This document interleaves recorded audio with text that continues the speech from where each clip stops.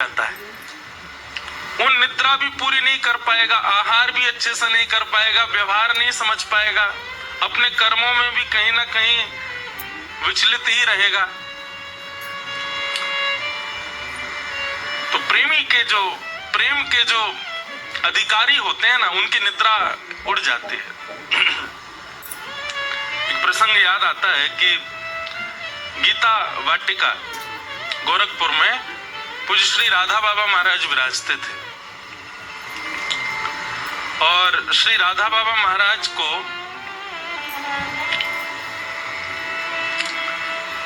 हमारे वृंदावन के एक रास लीला में श्री कृष्ण का रूप धारण करके लीला मंचन करने वाले श्री घनश्याम ठाकुर जी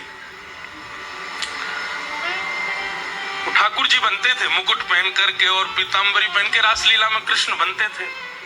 पर उनका चित्त वृत्ति ऐसी, एक तो राधा बाबा को उनमें साक्षात ठाकुर जी दिख गए और ठाकुर जी श्री घनश्याम ठाकुर जी को राधा बाबा में ही सर्वस्व अपने गुरु का दर्शन हो गया। उसके बाद उन्होंने लीला मंचन नहीं किया, वो वहीं बाबा के पास ही रह गए। और कथा प्रसंग बड़ा है, पर एक बात हम बता रहे हैं, तो घनश्याम ठाकुर जी कभी कभी लीला सुनाया करते थे ब्रज की और श्री राधा बाबा महाराज बैठ के सुनते थे। स्थिति ऐसी हो गई श्री राधा बाबा महाराज की सुनते सुनते कि बस जब अति हो जाती ना, तब सत्संग रोक करके तब कुछ प्रसाद पाने जाते, नहीं तो सत्संग में ही लगे रहते। कब दिन हो रही है, कब रात हो रही है, आचार विचार शौच निवृत्त होने के लिए थोड़ा बहुत समय निकालते थे, नहीं तो सत्संग ही चलता रहता था। सामान्य संसार में ऐसा होता है कि हर दिन आपका सुख कम होता है, पर सत्संग में ऐसा होता है कि हर क्षण आपका सुख बढ़ता है, आपका आनंद बढ़ता है। लीला सुनते सुनते स्थिति हो गई कि अब दोनों रात में सोते भी नहीं है। घनश्याम ठाकुर जी कथा सुनाते हैं और राधा बाबा महाराज बैठ के सुनते हैं। एक दिन, 2 दिन, 3 दिन, 4 दिन, अनेक दिन बीत गए, दोनों सोए ही नहीं। बस सुबह सुबह आरती पूजा का जब समय होता तब संकेत मिल जाता, तो बस उस समय स्नान आदि के लिए जाते थे और आकर के फिर अपना पूजा आदि से निवृत्त हो फिर सत्संग में बैठ जाते थे। एक दिन श्री राधा बाबा महाराज प्रसाद पा रहे थे, घनश्याम ठाकुर जी भी साथ में बैठ के पा रहे थे। तो प्रसाद पाने के बाद में जब हाथ धोने के लिए और कुल्ला आदि करने के लिए बाबा जैसे बाहर गए, तो ठाकुर जी के मन में भाव आया, जिस समय बढ़िया ने कमर सीधी कर लूं अपनी, 5 दिन आएगा सोए ही नहीं। बगल में कुटिया थी उनकी, तो तुरंत गए और जाकर के बस थोड़ी देर के लिए बस लेटे ही थे कि उनको गंभीर गहरी निद्रा आ गई, सो गए। जैसे ही श्री राधा बाबा महाराज अपने हाथ निवृत्त करके और जैसे ही वापस आए, कक्ष में जब ठाकुर जी को नहीं देखा, विचलित हो गए। कहाँ गए ठाकुर जी, कहाँ चले गए? अरे ठाकुर जी आप कहाँ हो? अब सामान्य संसार का व्यक्ति हो ना, तो इतना कोई संग लगा रहे तो वो व्यक्ति विचलित हो जाएगा, अरे मुझे सोने ही नहीं देते, मुझे बैठने ही नहीं देते। लेकिन ये सत्संग की बात है, ये भक्तों की बात है, यहाँ पर वो संसार वाला भाव नहीं आता है। श्री राधा बाबा महाराज तुरंत घनश्याम ठाकुर जी कुटिया में गए, तो जाकर के देखा गहरी निद्रा में पड़े सोए, नेत्र सजल हो गए श्री राधा बाबा महाराज के। उनको कृष्ण रूप में देखा है रास मंच पर और कृष्ण ही मान करके अपने साथ रखते हैं।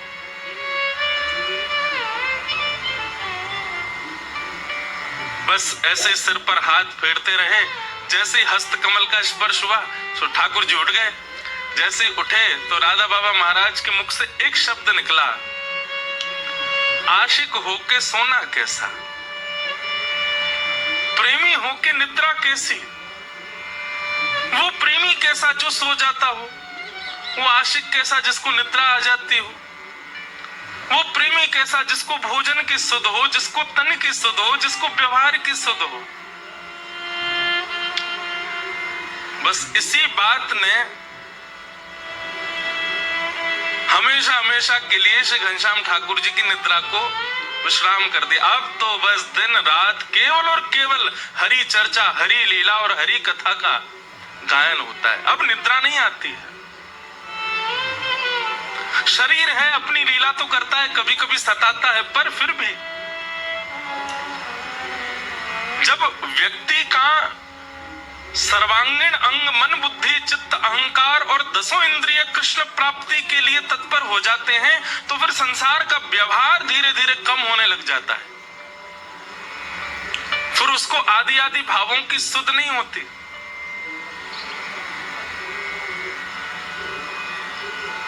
तो इस अकिंचन कथा को हमने इस भाव से रखा था कि इसमें केवल वही आएंगे, भीड़ नहीं आएगी, इसमें वही आएंगे जो अधिकारी होंगे, जो सुबह उठ सकें, जो सुबह नहा सकें, जो सुबह भाग के आ सकें। फिर ये कथा तो ऋषिकेश में भी नहीं है, वहां से भी कितनी दूरी पर है कि यहाँ भी अधिकारी ही पहुंचेंगे, हर कोई नहीं पहुंच पाएगा।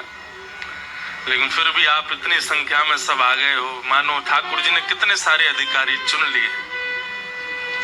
हमें देख के बहुत सुख मिला। आप सबको बारंबार प्रणाम।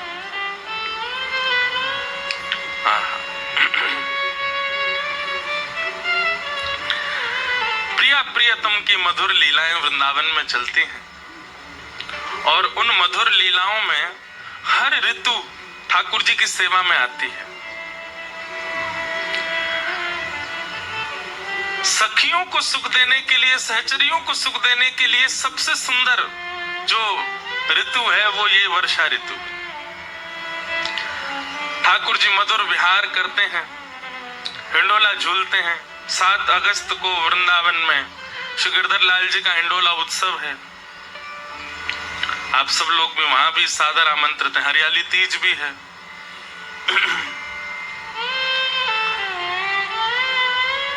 हवा नहीं चलती है सावन के महीने में, इसलिए ठाकुर जी झूला झूलते हैं। और झूला झूलते हैं तो आगे पीछे जब होते हैं तो हवा होती तो है, चलती नहीं है, तो वो शीतल हवा जो है वो स्पर्श करते ठाकुर जी को सुख मिलता है, इसलिए ठाकुर जी झूला झूलते हैं। एक बड़ी मधुर कथा है कि ठाकुर जी वन जाते हैं गैया चराने के लिए। तो एक बार मैंने शायद वेणु गीत के प्रसंग में सुनाया था, वहां पर गोपियां कहती हैं कि आज लाला ने मोतिन को, मालान को, गहनीन को श्रृंगार ना कियो है, तो आज लाला ने कहा पहनो है? बोले गैयान को दूध निकालते समय उनके पैर दोहनी ते बांध दिए जाएं। बात कहा के जो है लोभना। अब भैया किंचन आवाज आ रही है सबको? पीछे वार इनने आ रही है। तो गैया को जब दूध निकाले तो वह समय गैया के पाम बांध दिए जाए पीछे, काय को कि कहीं गैया अगर हाथ पाम अपने पाम चलावेगी तो वो जो दूध जा में भरो जा रो है वो कहीं दोहनी गिर नहीं जाए। सो जो रस्सी ते गैया के पाम बांधे जाए वाकू कहें लोभना। वहां में गोबर भी लगो रहे, वहां में मट्टी भी लगी रहे और बड़ी मोटी सी रस्सी रहे। सो आज ठाकुर जी ने मोतिन को, मालान को, स्वर्ण को श्रृंगार नहीं किया है। आज ठाकुर जी ने खूब सारे लोभना लिए और एक अपने सिर पे बांध लियो है, एक दो अपने गले में बांध लिए, वही के बाजू बंद बना लिए, वही को यहाँ पर बांध लियो है, वही को करधनी में कमर में बांध लियो है। और ठाकुर जी ने आज सर्वांगीण अंग में लोभना धारण किए। वेणु गीत का श्लोक है, मुझे श्लोक याद नहीं है, पर वहां पर गोपियां कहती हैं आज ठाकुर जी कितने सुंदर लग रहे हैं। क्यों? अरे सखी देखो, कोई श्रृंगार ऐसा नहीं है। आज को श्रृंगार तो प्रसाद बांट रहा है। मतलब बोले ठाकुर जी जब चल रहे हैं तो गले में पहनी वही रस्सी, हाथन में पहने वही बाजूबंद, कड़ूलान के रूप में लोभना, उन सबन में मट्टी और गोबर जो लग रहा का है वो ठाकुर जी के चलवे तो नेक नेक गिर रहे हो है और ठाकुर जी के अंग पे भी लग रहे हो है। कितने सुंदर लग रहे हैं ठाकुर जी। तभी वर्णन करते हैं कि आज ठाकुर जी जैसे ही वन में गए, सावन को महीना, हवा चलना रही, सो ठाकुर जी को सर्वांगीण अंग जो है का है वो गीला है, वो पसीना थे, प्रश्वेत के बिंदु थे। ठाकुर जी बोले, हे मधुमंगल श्री दामा, बहुत जोर की गर्मी लग रही है यार, कछु करो। भाई लाला तू अपने सबरे लोभ ना उतार दे। सो ठाकुर जी ने अपने सिर पे पहनो भयो, हाथन में, कलेन में, सब जो भी गैयान की रस्सी इकाई पाम बांध हुई कि सब दे दें मधुमंगल को। तो मधुमंगल ने एक तो एक दूसरी घुर्र गांठ बांध करके और पेड़ पे एक रस्सी डाली और नीचे घुर्र गांठ बांध के एक तरफ ते एक पैर ते ठाकुर जी चढ़ गए, दूसरी तरफ ते मधुमंगल चढ़ गए और यहाँ श्रीदामा आदि सब सखा व रस्सी को पकड़ करके दोनों को झोटा दे रहे हैं, झुला रहे हैं। जैसे ही झूला झूलना प्रारंभ किया और ऐसे मौसम में ठाकुर जी को ने सुंदर व्यार को अनुभव भयो, तो ठाकुर जी को एक स्वभाव है, जैसे ही कछु ठाकुर जी को भाव है, ठाकुर जी के तुरंत मन में आ जाए कि ये तो श्री जी को प्रस्तुत होना चाहिए, ये तो हमारी श्यामा जी की सेवा में जाना चाहिए। झूला झूलते झूलते ठाकुर जी बोले, मधुमंगल तेरे संग आनंद ना आया, तू उतर जा और सुन। श्यामा जी को निमंत्रण दिया, उनको बुलाया, देख कितना सुंदर आनंद आ रहा है। मधुमंगल बोला, जिम्मेदारी के झूला बनायो हमने, सब करो हमने और झुलावे को श्यामा जी को। अरे तो को बाद में झुला लूंगा, तू उनको बुलाएला। आहा, राधे झूलन पधारो, घेर आए बदरा, घेर आए बदरा, घेर आए बदरा, घेर आए बदरा, घेर आए बदरा, श्यामा झूलन पधारो, घेर आए बदरा। किशोरी जी अपनी सब सखीन के संग आई हैं। जैसे ही ललता विशाखा ने आकर के देखी, कोरी रस्सी पड़ी है बस। क्या करोगे लाला? बोले, यहाँ पे श्यामा जी को बैठाओ, उनको झूला झुलाएंगे। अरे तुम्हें नेक शर्म नहीं आई है? इतनी निष्ठुर रस्सी पे हमारी कोमल सी किशोरी जी को बैठाओगे? श्रम है जाएगा लाडली जी को। किशोरी जी के श्रम को भाव सुनते ही सबन में होड़ लगी है महाराज, सब जा रहे हैं और ढूंढ ढूंढ के सामग्री ऐसी ला रहे हैं कि वह झूला को इतनो सुगम बना दें, इतनो सुंदर बना दें कि हमारी श्यामा जी को श्रम नहीं हो। कहीं से लता लेके आए, कहीं से ऐसी बेल लेके आए, कहीं से सुंदर सुंदर पुष्प लेके आए और सब सखी सहचरीन ने सुंदर झूला तैयार किया और वहां पे सुंदर एक पाटो बिछा करके और किशोरी जी को बैठाया हुआ और किशोरी जी को बैठा करके श्री ठाकुर जी झुला रहे हैं। बड़े सुंदर सुंदर पद हैं हिंडोला के, सुनाएंगे अभी 7 तारीख को तो सुनाएंगे ही वृंदावन में, यहाँ पे भी बीच बीच में लेंगे भाव। ठाकुर जी झुलाते झुलाते जैसे ही वेग नेक तेज होवे झूला को, सोई उछल करके बैठ जाएं किशोरी जी के बगल में और दोनों मधुर हिंडोला झूल रहे हैं। तो जब सखीन के समीप जावे हिंडोला तो वास्तव में तो सखीन को मन रूपी मयूर नृत्य करे, क्योंकि संयोग है रहे हो है। लेकिन जैसे हिंडोला पीछे को जावे, वियोग में व्याकुल है जाए, तो वियोग और संयोग दोनों को ये मिश्रण ये एक ही जगह संभव है, एक ही लीला में संभव है और वो है हमारे श्रावण के हिंडोलान की लीला। ऐसे संयोग वियोगात्मक लीला ठाकुर जी संपादित कर रहे हैं झूला झूल करके। एक जगह तो पद है, झूला झूलत चतुर्भुज नाथ। अब मन में भाव आवे कि चतुर्भुज ठाकुर जी झूला कब से झूलन लगे, शंख चक्र गदा पद्मधारी ठाकुर जी झूला झूल रहे हैं, तब वहां को भाव आवे चतुर्भुज नाथ मतलब 2 भुजा किशोरी जी की हैं, 2 भुजा ठाकुर जी की हैं। एक दूसरे पे कमर लगा के बैठे, मतलब ठाकुर जी पल्लंग को मुंह करके, किशोरी जी इत को मुंह करके, यहाँ से किशोरी जी ने पकड़ रखो है और पीछे से ठाकुर जी ने, और दोनों की कमर आपस में मिल रही है, पीठ आपस में जुड़ रही है और सब सखी झुला रहे हैं। बड़ा सुंदर ये श्रावण को महीना है, हमारे लाल जी और किशोरी जी खूब सुख पामे।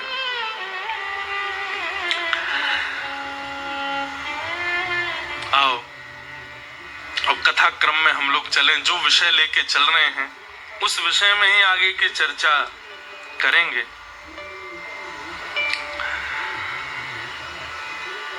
नव योगेश्वर संवाद, जिस विषय को लेकर के ये क्रम चल रहा है, राजा निमि अपने प्रश्न कर रहे हैं और 9 योगेश्वर उनके प्रश्नों का उत्तर दे रहे हैं। कल राजा निमि ने प्रश्न किया था कि महाराज भागवत धर्म किसको कहते हैं। तब कवि नाम के योगेश्वर ने उत्तर देते हुए कहा कि भगवत प्राप्ति, ठाकुर जी अपनी प्राप्ति का साधन जो बताते हैं, उस साधन का पालन करने वाला व्यक्ति ही भागवत धर्मावली है। ठाकुर जी ने येन केन प्रकारेण कहीं भी ऐसा कहा है कि ये करने से मैं मिलूंगा, और उस क्रिया को करने में जो पीछे ना हटता हो वही भागवत धर्मी है।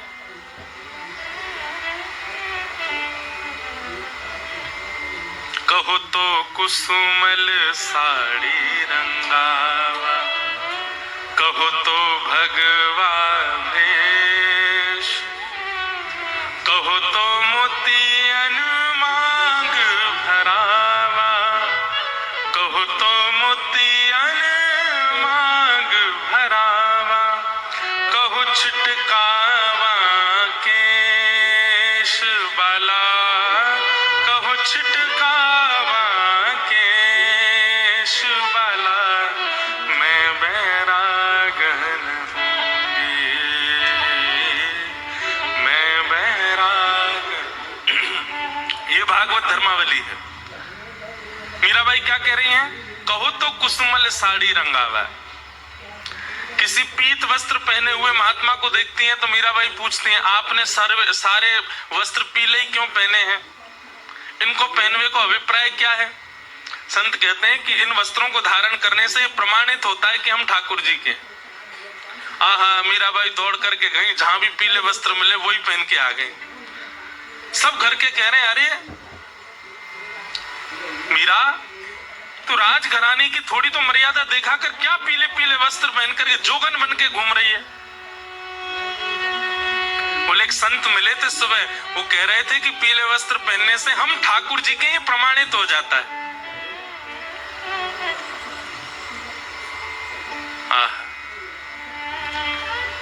किसी को देख करके मीराबाई ने देखा बड़ा सुंदर श्रृंगार किया है,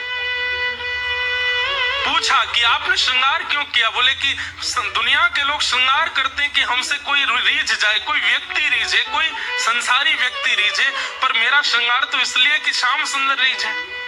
मीराबाई ने भी अपना उस दिन मानो जितना श्रृंगार सुंदर था राजघराने में सब धारण कर लिया। महंगे महंगे हार, महंगे महंगे मोती, महंगी महंगी चुनरी। क्यों? आज श्रृंगार क्यों किया? आज तो कोई विशेष तिथि नहीं है मीरा।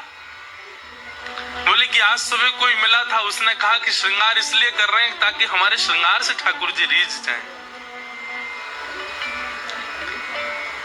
अगले दिन मीराबाई ने किसी को देखा, उसके सिर पर केश ही नहीं थे। मीराबाई ने उसको देख के कहा, तुमने केश क्यों मुड़वा दिए? बोले शास्त्र आज्ञा करते हैं, पंचविंशति तत्वज्ञ यत्र तत्ताश्रमे वशन जटी मुंडी सखी वापी मुच्यते नात्र संशय।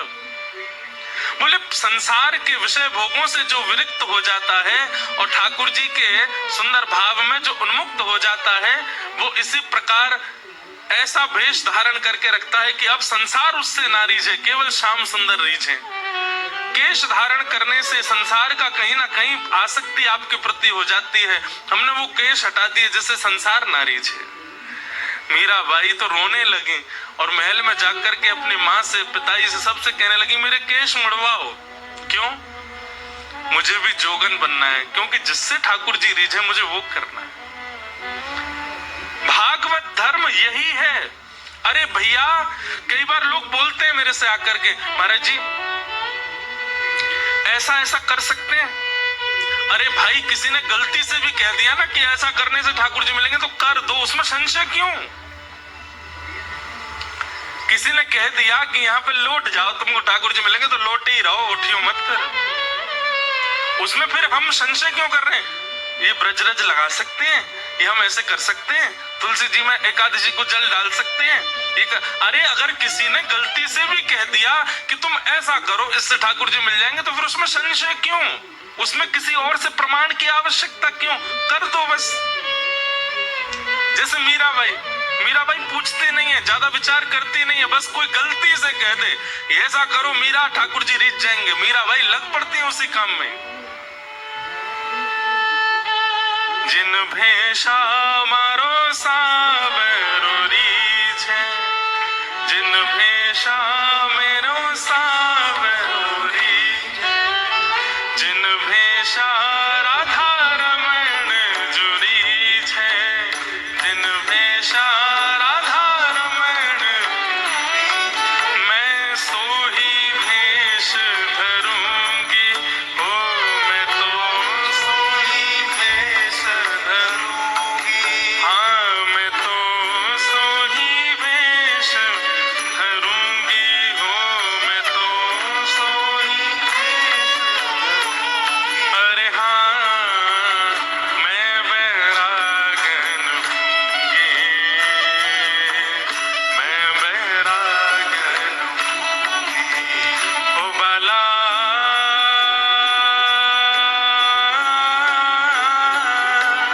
मैं बैरागन हूँगी, मैं बैरागन हूँगी, मैं बैरागन। श्री राधा रमण लाल की।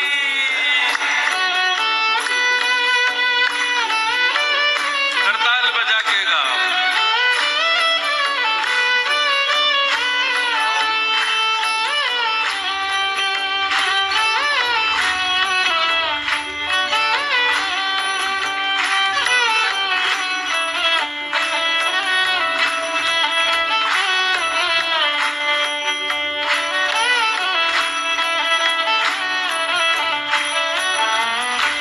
ओ प्राण हमारा वहाँ बसत है, प्राण हमारा,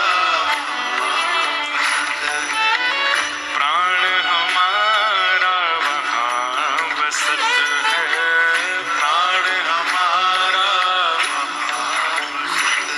ओ यहाँ तो खाली खोड़, यहाँ तो खाली खोड़ कहते हैं शरीर को, यहाँ तो खाली खोड़, यहाँ तो खाली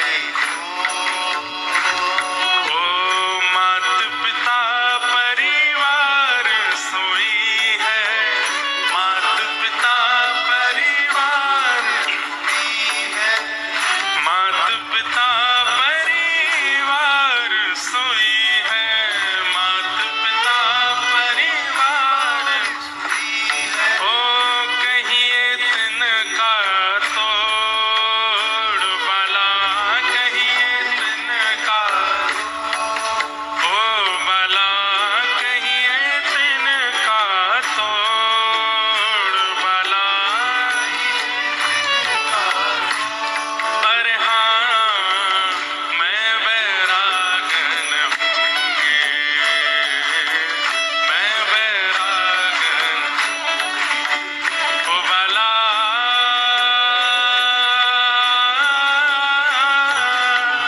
मैं बैरागन हूँगी, मैं बैरागन हूँगी, मैं बैरागन, ओ मैं बैरागन हूँगी, मैं बैरागन। एक बालक ने मुझसे एक प्रश्न किया, बोले महाराज जी यदि हम मीराबाई का अनुसरण करें तो कई जगह शास्त्रों की बात और मीराबाई की करनी मेल नहीं खाती, माता पिता की आज्ञा की अवहेलना होती है, पति परिवार कुल कानी उन सब का त्याग करना पड़ता है, तब जाकर के मीराबाई जैसा भाव संपन्न हो सकता है। बहुत ध्यान से सुनना। और वही शास्त्र कहते हैं माता पिता की आज्ञा मानो, आदि आदि व्यवहार निभाओ, संसार में जिस काम से आए हो वो करो। इसमें एक उत्तर समझ में आता है, बहुत ध्यान से सुनना। यदि आपके चित्त में किंचित भी संशय उत्पन्न हो रहा है अपनी भक्ति के प्रति कि कहीं मैं गलत तो नहीं कर रहा, अपनी भक्ति पर एक क्षण के लिए भी ये भाव आता है कि कहीं हम गलत तो नहीं कर रहे हैं, तो आपको अपराध लगेगा। पर मीराबाई को तो पूर्ण विश्वास था कि वो जो कर रही है वो परम शुद्ध है, परम सत्य है और परम सात्विक है। उनके चित्त में किंचित भी संशय नहीं आता था। भले शास्त्रों में कहीं कहीं ये बात है कि भाई पति के भाव मानो, कुल खानदान में रहो, अपनी मर्यादाओं का पालन करो, माता पिता की आज्ञा सर्वोपरि है, आदि आदि। पर मीराबाई अपने सुख का विचार ना करते हुए अपनी भक्ति को प्रधान मान करके सब क्रिया करते हैं, और उसमें उनको कोई संशय नहीं होता कि मैं जो कर रही हूं ये गलत है। ये संशय ही नहीं है, उनके चित्त में ही नहीं आता। इसलिए मीराबाई अपराध विमुक्त हैं। पर आप कोई क्रिया करते हो और आपको तुरंत मन में आ जाता है कि ये कहीं गलत तो नहीं, आपको अपराध लग सकता है। इसलिए आप शास्त्र की बात ही मानो, आप गुरुजनों की आज्ञा ही मानो। आप उस स्थिति में नहीं पहुंचे हो जिस स्थिति में मीराबाई है। मीराबाई तो कहती हैं, मीराबाई को सब कहते हैं, बोले कि तुम ठाकुर जी का गुणगान गाना बंद कर दो। अरे जिसके घर में रहती हो वही तुम्हें विष देना चाहता है, मत गाया करो। मीराबाई कहती हैं, अब उनका भाव देखो। मीराबाई कहती हैं, अगर राणा यानी कि उनके देवर जब पति पधार गए मीराबाई को, उसके बाद मीराबाई कहती हैं, राणा अगर मुझसे रूठ गया तो ज्यादा से ज्यादा क्या करेगा, मुझे अपने घर से निकाल देगा, अपने महल से निकाल देगा। लेकिन ठाकुर जी रूठ गए तो उनका तो पूरा ब्रह्मांड है, मैं जाऊंगी कहां फिर। मैं तो गोविंद रा गुण गासूं, राणा जी रूठे तो मने खाए करसी। मैं तो माधव रा गुण गासूं, राणा जी रूठे तो मने खाए करसी। बहुत सुंदर भाव है। एक प्रकार से कहें, ये सब भाव हम जो कह रहे हैं ना, संपूर्ण श्रीमद् भागवत में भक्ति लक्षण जो है ये सब आपको मीराबाई में दिख जाएंगे। संपूर्ण भागवत में भक्ति लक्षण जो हैं ये सब आपको श्री सूरदास जी में दिख जाएंगे, श्री कृष्णदास में। ये जितने भी भक्त लेवल के जितने भी वैष्णव हैं जिनकी हम चर्चा कथा में करते हैं, इन सब के जीवन को देखोगे, इन सब में वो गुण दिख जाएगा जो भागवत में एक भक्त को करने चाहिए।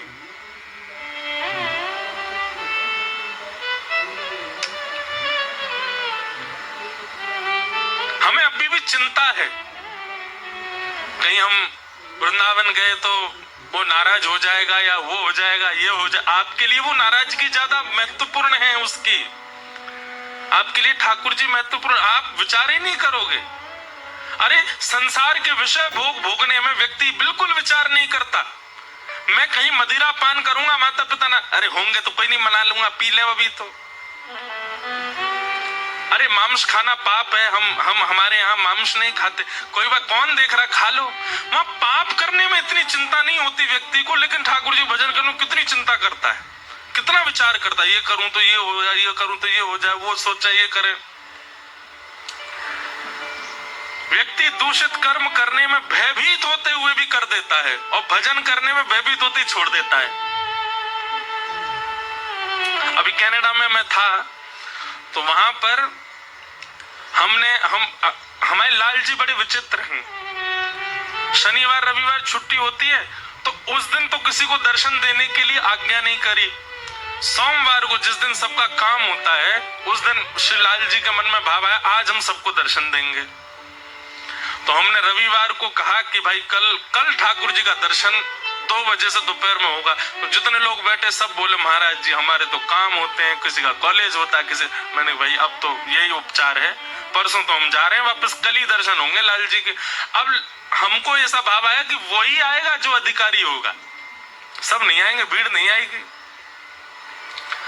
दूसरे दिन महाराज इतनी भीड़ आई लाल जी का दर्शन करने। अब मैं सबसे पूछूं तुम्हारा काम, बोले हम सिक लीव डाल के आए, हम झूठ बोल के आए, हमारा लंच टाइम था, हम भाग के आए।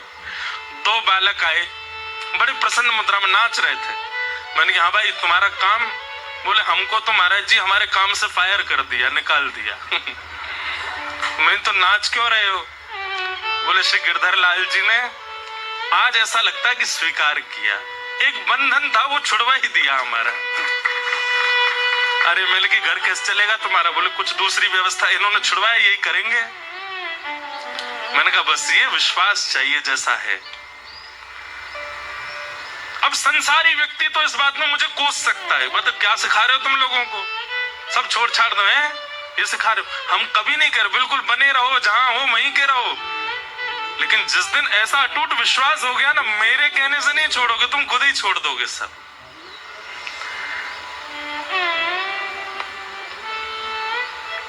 तो भागवत धर्म क्या है? जिससे मैं ठाकुर जी का हो सकूं, वो सारी क्रियाएं, वो सारे बातें, वो सारे उदाहरण स्वीकार करने लग जाए, वही भागवत धर्म है। कोई गलती से कह दे कि तुम ये करो, इससे ठाकुर जी प्रसन्न हो जाएंगे, हाँ इतना विवेक जरूर मन में रखना कि वो कोई ऐसा काम ना हो जो संसारी भाव से युक्त हो, कार्य कोई ऐसा हो जिसमें आपकी व्यवस्था कट रही हो, जिसमें आपकी सुख समृद्धि नष्ट हो रही हो और उससे ठाकुर जी प्राप्त हो रहे हो, तो उसमें विचार मत करो, कर दो। लेकिन उद्देश्य यही होना चाहिए कि मैं ठाकुर जी को प्राप्त करूं, बस यही भागवत धर्म है। दूसरा प्रश्न कल हम लोगों ने श्रवण किया कि राजा निमि दूसरा प्रश्न करते हैं कि ठाकुर जी को जो प्रिय है, बहुत ध्यान से सुनना, ठाकुर जी जिनको प्रिय हैं उनकी बात नहीं हो रही है, ठाकुर जी को जो प्रिय हैं उनके लक्षण क्या होते हैं, उनका स्वरूप कैसा होता है, उनका स्वभाव कैसा होता है, वो बोलते कैसे हैं, वो बैठते कैसे हैं, वो चलते फिरते कैसे हैं, वो सोचते कैसे हैं, ठाकुर जी के प्रियजनों के लक्षण क्या हैं, कृपा करके वो हमको बताओ। हम आपसे एक बात कल भी कह रहे थे, जो लोग आए थे और जो आज आए वो सुन लो। बंधुओं, हमारे जप तप नियम साधन सत्संग आदि सबका एक ही उद्देश्य है, ठाकुर जी हमको प्रिय लगे नहीं, हम ठाकुर जी को प्रिय लगे। ठाकुर जी यूं कहते हैं जी मेरो है, या मैंने स्वीकार कर लिया है, अब या को सब कछु मैं हूं, हमारा भजन इसके लिए हो रहा है, हम हरि प्रिय बने। हरि तो सबके प्रिय है, पर हरि का जो प्रिय है वो विशेष बात है।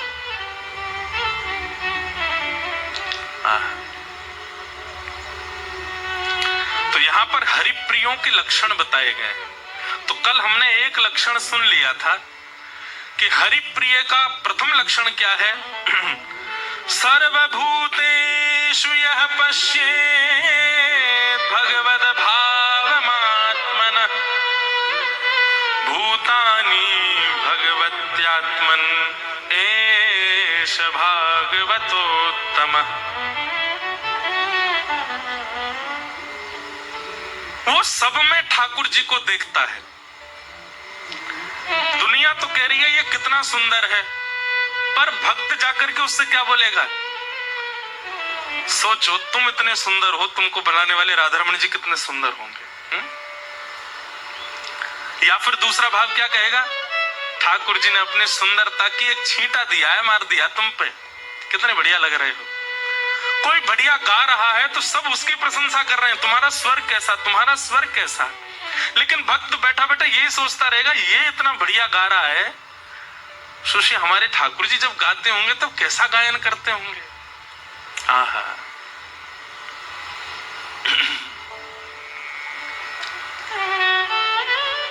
वीणा लेके गावे रंगीली राधे, वीणा लेके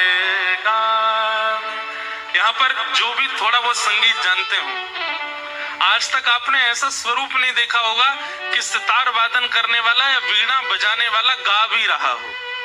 पर हमारी किशोरी जी कैसी हैं? वो वीणा लेकर के बैठती हैं और संग संग गाती हो रहे हैं। आहा, इतना सुंदर से सरस माधुरी जी का पद है। वीणा लेके गावे रंगीली राधे, वीणा लेके गावे रंगीली राधे, वीणा लेके गावे रंगीली राधे, वीणा लेके गावे रंगीली राधे। श्याम रूप अभिराम अधर धर, श्याम रूप अभिराम अधर धर, वंशी सरस बजावे, वंशी सरस बजावे। किशोरी जी वीणा बजाती हैं और जब गाती हैं सब पीछे से ठाकुर जी आकर के बैठ जाते हैं और किशोरी जी के स्वर में अपनी वेणु को रख करके और किशोरी जी के साथ साथ पीछे वेणु बजाते हैं ठाकुर जी। बंधु, कभी कभी मन में भाव नहीं आता, हमारी ऐसी कोमल सी किशोरी जी इतनी भारी वीणा लेकर के बैठती हैं और जिनने गिरिराज पर्वत उठा लिया वो नेक्सी सी बंसी लेके बैठे हैं। उल्टा होना चाहिए ना, ठाकुर जी वीणा बजाएं और किशोरी जी बंसी बजाएं। एक बार किशोरी जी ठाकुर जी से बोली हम बंसी बजाएंगे। ठाकुर जी बोले आप बंसी मत बजाओ। बोले क्यों? बोले बजेगी नहीं आपसे।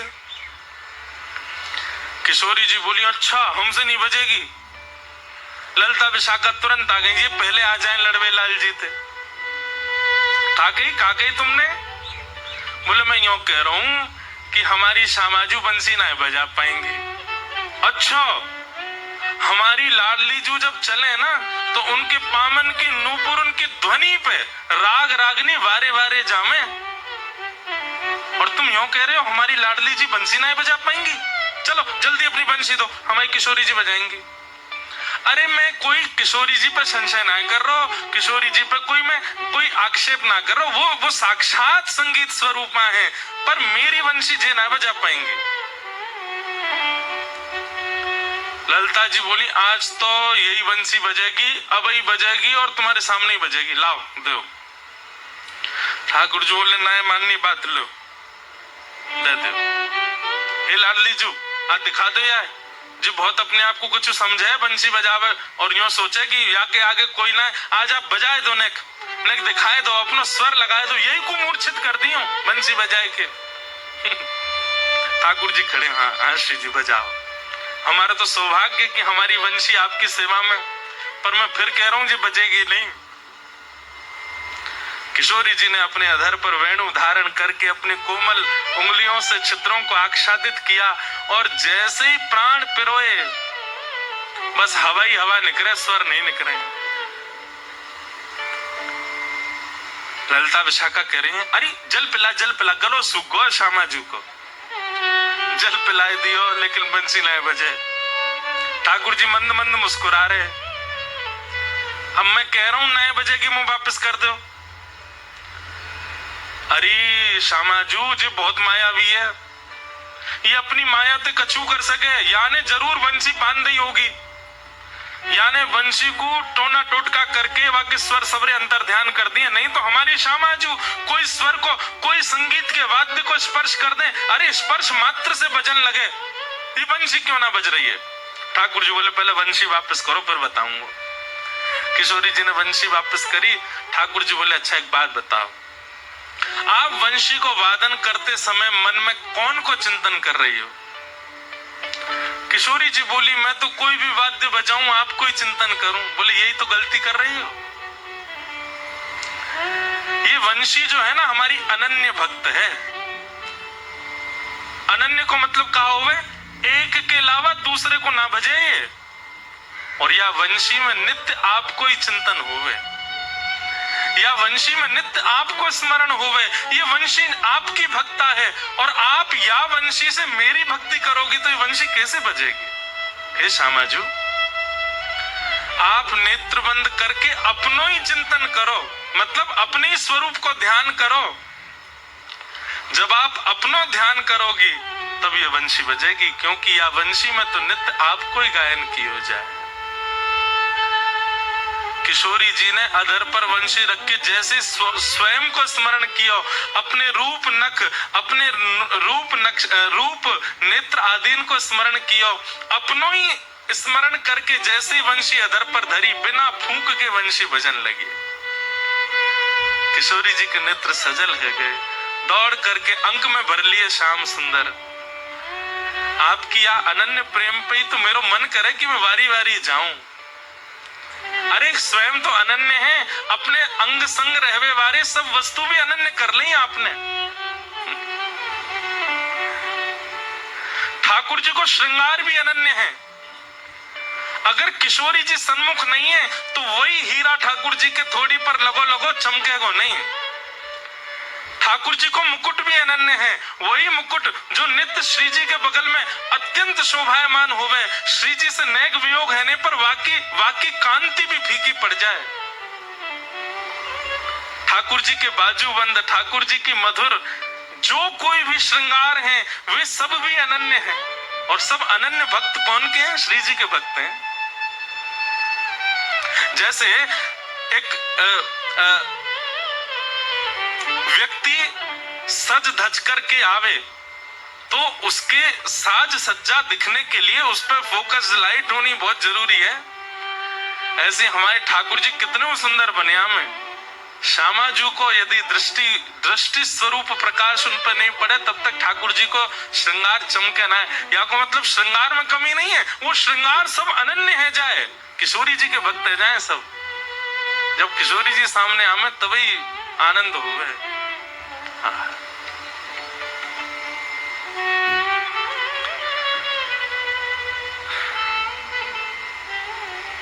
तो मैं क्या कह रहा था? हरिप्रिय का लक्षण क्या है? वो किसी की भी अच्छे गुण को देखता है तो उस अच्छे गुण में ठाकुर जी का भाव सोचता है। ये इतना अच्छा बोलते हैं, ठाकुर जी कितना मधुर बोलते होंगे। ये इतना अच्छा गाते हैं, ठाकुर जी कैसा गाते होंगे। किसी में भी उस व्यक्ति विशेष की प्रधानता ना मान करके ठाकुर जी की प्रधानता मानता है। ये उत्तम भागवत का हरिप्रिय का लक्षण है।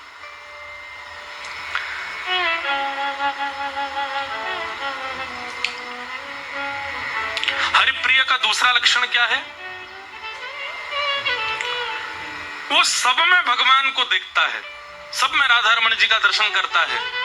और जब राधा रमण जी के सामने जाता है तो सबको राधा रमण जी में देखता है। यही सब कुछ है मेरे, यही सर्वस्व है, इसके अतिरिक्त मेरा कोई नहीं। ये उत्तम भागवत के दो प्रथम लक्षण हैं। तो कल मैंने एक बात कही थी कि उत्तम, मध्यम और साधारण। हरिप्रिय भी तीन प्रकार के होते हैं। साधारण कैसे होते हैं? ठाकुर जी को वो प्रिय लगते हैं, पर कब प्रिय लगते हैं? सामने आ जाएं, गलती से पड़ जाएं तो ठाकुर हाँ ये भी मुझे अच्छा लगता है। मध्यम कौन सा होता है? उसकी चर्चा हो जाए तो ठाकुर जी कहते हैं हाँ हाँ वो भी प्रिय है। लेकिन उत्तम कौन होता है? वो भले ही सामने ना हो, उसकी चर्चा ना हो, फिर भी ठाकुर जी उसका स्मरण करते रहते हैं, वो उत्तम है। तो यहाँ उत्तम भागवतों के 5-6 लक्षण हैं, उसमें से एक अभी हमने सुन लिया। अब मध्यम और साधारण भक्तों के लक्षण सुनो। हम उत्तम तो बन नहीं सकते, कम से कम साधारण ही बन जाएं, मध्यम ही बन जाएं, कहीं से भी हरिप्रिय बने। तो दूसरा लक्षण क्या है? ईश्वरे तदधीनेषु बालशेषु द्विषस्तु च प्रेम मैत्री कृपापेक्षा य करोति स मध्यमा। ठाकुर जी के भक्तों में मध्यम कौन है? मतलब इतना प्रिय नहीं है, पर हाँ फिर भी उसकी चर्चा हो जाए तो ठाकुर जी को अच्छा लगता है। ऐसे मध्यम भक्त के लक्षण क्या होते हैं? बोले ईश्वरे तद धीरेषु बालशेषु दुषस्तु च। ठाकुर जी से ये प्रेम करते हैं,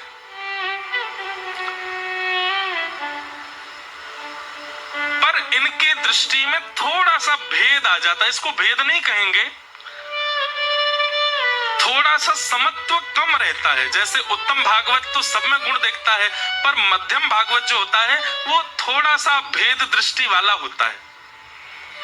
ठाकुर जी से तो प्रेम करता है, और ठाकुर जी के जो अधीन हैं, ठाकुर जी के जो वैष्णव हैं, ठाकुर जी के जो भक्त हैं, उनसे प्रेम नहीं कर पाता। उनके प्रति कैसा भाव रहता है? मैत्री। उनसे मैत्री का भाव रखेगा। प्रेम तो केवल ठाकुर जी से। ठाकुर जी के जो प्रिय हैं उनके प्रति मैत्री भाव रखता है। और ठाकुर जी के विषय में जो नहीं जानते हैं, ठाकुर जी का स्वरूप जिनको नहीं पता है, उनके प्रति क्या भाव रहता है? बोले कृपा। बोले उनको ये बताते हैं ठाकुर जी का ऐसा श्रृंगार है, ऐसा रूप है, ऐसा स्वरूप है, ऐसे भाव हैं, उनके ऊपर कृपा करते हैं। और जो ठाकुर जी को ना सुनते हैं, ना भजते हैं, ना देखते हैं, ना कोई भी प्रकार का संबंध ठाकुर जी से रखते हैं, उनकी ये क्या करते हैं? बोले उनकी उपेक्षा, उनका त्याग कर देते हैं। तजोरे मन हरि विमुखन को संग, जाके संग कुमति उपजत है, पड़त भजन में भंग। तजोरे मन हरि विमुखन को संग। बहुत सूक्ष्मता से समझने वाले विषय हैं ये। हम तो चाह रहे थे कि आप लोग कुछ लिख के बैठो, एक एक विषय, एक एक पॉइंट लिखो, लेकिन आप सब लोग तो बहुत विद्वान हो, याद कर लोगे हैं।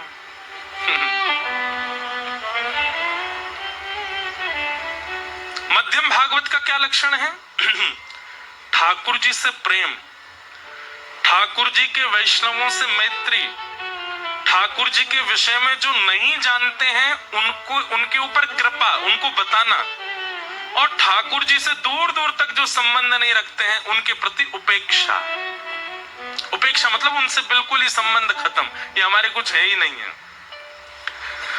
तो उत्तम नहीं बन सकते तो मध्यम। उत्तम भागवत तो जो ठाकुर जी का बिल्कुल नहीं है, उपेक्षित, उसको भी कहीं ना कहीं उसको भी अपना मान लेते हैं। उत्तम भागवत बनना बहुत मुश्किल है। जैसे प्रहलाद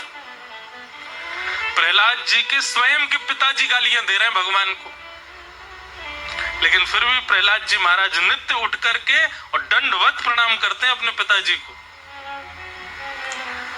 प्रहलाद के परिवार के लोग ही ठाकुर जी की उपेक्षा करते हैं, लेकिन फिर भी प्रहलाद जी उन सबको वंदन करते हैं, सबके प्रति प्रेम भाव रखते हैं। मीराबाई अपनी पति की मृत्यु के पश्चात भी उन्होंने अपना घर नहीं छोड़ा, रहती थी वहीं ससुराल में ही रहती थी। भले ही उनकी ननद, उनके देवर बहुत प्रताड़ना करते थे, फिर भी मीराबाई नित्य ठाकुर जी के सामने बैठ के हाथ जोड़ के कहती हैं इनकी मति सुधार दो। वैसे बुरे नहीं है, मन के अच्छे हैं, पर अभी जानते नहीं ना आपको, इसलिए ऐसा करते हैं। हम आप में से कोई होता तो केस कर देता, बोले तो छोड़ूंगा नहीं, तेने मेरे संग ऐसा किया। ये 2 मिनट में वैष्णव जो हैं ये इतने क्रूर हो जाते हैं, इतने ज्यादा क्रूरता उनके अंदर आ जाती है, तो निश्चित है कि भागवत वैष्णव भाव भी उसके अंदर है नहीं। एक बात लिख लीजिएगा, वैष्णव हमेशा विवादों से दूर रहेगा, उसको विवाद में कभी रुचि नहीं। अपने हक के लिए ये कर लूं, वो कर लूं, इससे लड़ लूं, उससे कर लूं, ये करके इससे करवा दूं, ये सब काम वैष्णव नहीं करता है। वैष्णव इन सब से परे रहता है। राम जी की चिड़िया, राम जी का खेत खाओ मेरे प्यारे, भर भर पेट, ये वैष्णव का स्वरूप है। तो मध्यम कौन? जो ईश्वर से प्रेम करे, उनके अधीन रहने वालों से मैत्री करे, न जानने वालों पर कृपा करे, और बिल्कुल ही ठाकुर जी से विमुख रहने वालों की उपेक्षा करे, उनका त्याग कर दे। ये भी अच्छा है, आप ऐसा भी करो, क्योंकि ऐसा करते करते एक दिन तो ऐसा आएगा कि आपका स्वरूप ऐसा हो जाएगा कि आप सब में ठाकुर जी का भाव देख करके सबके भाव के प्रति सम हो जाओगे, समत्व बुद्धि हो जाएगी। अब आते हैं साधारण वैष्णवों का लक्षण क्या। हम आप सब में से अधिकतर लोग साधारण हरिप्रिय हैं। साधारण का स्वरूप कैसा होता है, बहुत ध्यान से सुनो। आचार्यामेव हरे पूजाम्य श्रद्धेहते न तद्भक्तेषु चान्येषु सभक्त प्रकृत स्मृत। साधारण भक्त का लक्षण क्या है? भक्त नहीं, हरिप्रिय। भक्त में और हरिप्रिय में एक सिद्धि का अंतर है। तो साधारण हरिप्रिय का लक्षण क्या है? बोले आचार्यामेव हरे, ठाकुर जी की सेवा में कोई कमी नहीं छोड़ेगा। ऐसा सुंदर श्रृंगार, ऐसा सुंदर सिंहासन, ऐसे सुंदर आज 56 भोग, आज हिंडोला उत्सव, आज ये उत्सव, आज वो उत्सव, और महाराज एक के बाद एक ठाकुर जी को सुंदर सुंदर वस्तु अर्पित कर रहा है। आचार्य में हरे पूजाम्य श्रद्धये हते। ठाकुर जी की अर्चना, वंदना, पूजा, सेवा आदि इसमें तो उसकी बहुत रुचि है। उसके अलावा तद भक्तेषु, भगवान के भक्तों के प्रति उसकी ज्यादा निष्ठा नहीं। अगर वो सेवा कर रहा है और उसी समय कोई वैष्णव आ जाए, उसी समय कोई भगवत भक्त आ जाए, तो उसके लिए वो सामान्य है। हाँ ठीक है, बैठा हो, इनको करो, मेरे लिए सेवा प्रधान। अच्छा एक बात आपको कहें, कभी आप अपना कोई भगवत नियम कर रहे हो, ठाकुर जी की सेवा कर रहे हो, और सेवा के मध्य में वृंदावन से कोई अनन्य ठाकुर जी का रसिक, ठाकुर जी का भगवत भक्त, और मैं तो एक बात कहूं, वो रसिक है, भगवत भक्त है, ये दृष्टि भी क्यों रखो? वो वृंदावन से आया है, ब्रजमंडल से आया है, ठाकुर जी के श्री चरणों से आया है, उसके प्रति ये भाव मत रखो ये अच्छा है कि नहीं, ये श्रेष्ठ है कि नहीं, सब बस ये पता चल जाए वृंदावन से कोई आया है और उस समय ठाकुर जी ने आधी पोशाक पहनी है तो आधी पोशाक में बिठा जाओ, लाल जी ने एक देर प्रतीक्षा करो, कोई आया, मैं मिल के आता हूँ। ठाकुर जी इतने प्रसन्न हो जाएंगे आपसे, बोल कोई बात ना, आधी मैं खुद पहन लूंगा, तू वाह के पास जा, तू पहले वाह को देख के आ। ऐसी निष्ठा वैष्णवों के प्रति हो। पर हम अपने नियम को इतनी प्रधानता दे रहे हैं कि उस नियम के आगे कोई वैष्णव आ जाए तो भी हम उठ नहीं रहे, तो भी कुछ कर नहीं रहे। एक जगह प्रसंग आता, हाँ यही नवयोगेश्वर संवाद में प्रसंग आता है कि निमि राजा जो थे ये यज्ञ कर रहे थे और यज्ञ करते करते इन्होंने देखा कि नवयोगेश्वर आ गए। उसी समय आधे यज्ञ में ही अपनी आहुति छोड़ के प्रणाम करके उठ के उनको प्रणाम करने लगे। तो 9 योगेश्वरों ने कहा कि तुमने अपना यज्ञ क्यों छोड़ दिया? राजा निमि कहते हैं, बोले अग्नि कुंड यहीं रहेगा, ब्राह्मण देवता भी यहीं रहेंगे और देवता भी कहीं नहीं जाएंगे। जिन देवताओं का आह्वान हुआ जब तक विसर्जन नहीं होगा वो भी यहीं रहेंगे। वेद मंत्रों की सब वेद ऋचाएं भी यहीं रहेंगी। पर आप चलते फिरते हो, आप तो जा सकते हो, इसलिए पहले आपसे सत्संग सुन लूं, उसके बाद यज्ञ करूंगा।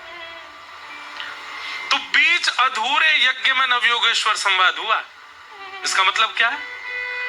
नियम प्रधान है, पर उस नियम के बीच में यदि कोई भगवत भक्त, वैष्णव भक्त और कोई, अरे मैं तो कहां तक कहूं, एक बात है, अपनी एक चोरी बता रहा हूं। नासिक में हमारा मौन रहता था, सुबह सूर्य उदय से लेकर के और अस्त तक मेरा मौन रहता था, केवल कथा में बोलता था मैं। नासिक में हमारी 1 महीना की कथा थी, उसमें बोलना तो होता नहीं था मुझे। घर से फोन आता था, नहीं बात करता था, किसी जरूरी फोन आ जाए सबको दे देता था, नहीं करता था। एक दिन हमारे अनन्य ठाकुर जी के रसोपासक वहां आए और जैसे ही उनका आगमन हुआ, अब मुझे यूं लगे अब मैं अपना मौन कैसे रख सकता हूं। तो जैसे ही वो आए, आकर के कक्ष में बैठे, हमने हाथ जोड़ करके अपने नियम को प्रणाम किया। मैंने कि आपको हम और दो नियम थे, एक तो मौन का था, एक स्पर्श का था, किसी का स्पर्श नहीं कर सकता। तो हमने क्या किया, अपने नियम को प्रणाम किया, उठ करके गए, अपनी किवाड़ बंद करी, वो कक्ष में ही बैठे थे, और सबसे पहले तो उनको गले से लगाया। तो स्पर्श का जो नियम था उसको एक क्षण के लिए तिलांजलि दी, और दूसरा बोलने का जो नियम था उसको भी, आप कैसे हो, ठीक हो, ठाकुर जी मंगल है, मधुर है।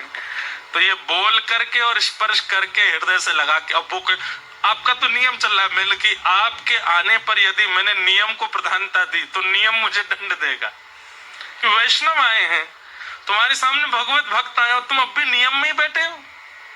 अरे कहां तक कहें, वहां जो महाराज जी थे जिन्होंने कथा का क्रम रखा था, पिछले कितने, मुझे तो वर्ष भी याद नहीं, 30 वर्षों से उन्होंने किसी का स्पर्श नहीं किया था। और एक दिन ऐसा चंग चढ़ा महाराज जी को, कभी किसी का स्पर्श नहीं करते थे। हम लोग वहां पर उत्सव मना रहे थे, और उत्सव में वो आगे, अब वो जैसे ही आते थे जनता पूरी इधर हो जाती थी कि उनको छूना नहीं है किसी को। आए और आते ही उन्होंने ऐसे हाथ बढ़ाया मेरी और, मैंने कहा महाराज जी, मैंने 3 बार पूछा, अब मेरा भी मौन था। बोला हाँ लाओ हाथ दो अपना।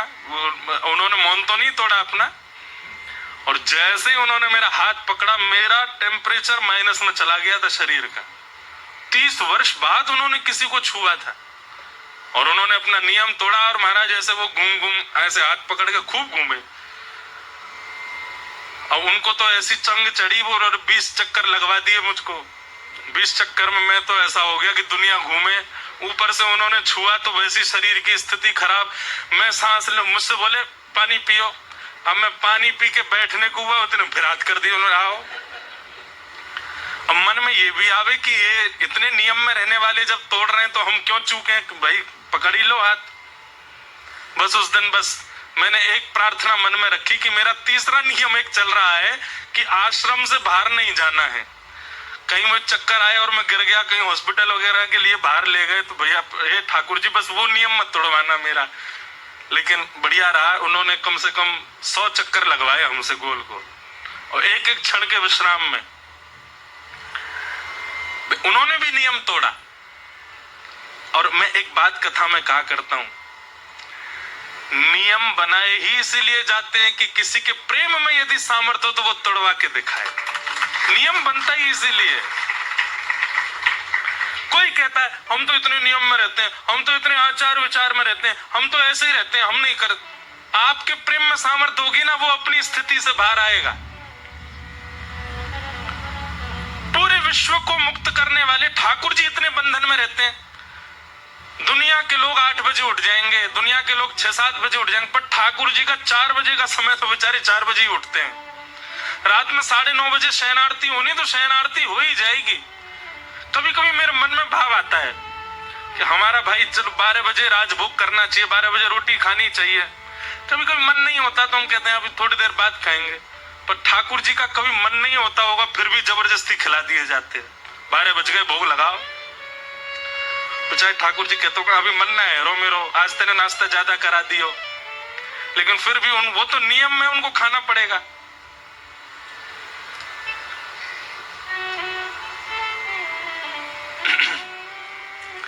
इतने बंधन में क्यों रहते हैं ठाकुर जी? हमको चैलेंज करते हैं ठाकुर जी, तो में ताकत हो, तेरे नियम में ताकत हो तो तोड़वा के दिखा। अपनी मनमानी से मत तोड़ देना। ठाकुर जी का अगर 4 बजे का रोज का मंगला का समय और आप सोचो नहीं आज ठाकुर जी सो लो, अपने मन से नहीं करना है कि 8 बजे उठाओ, तब तो फिर अपराध होगा।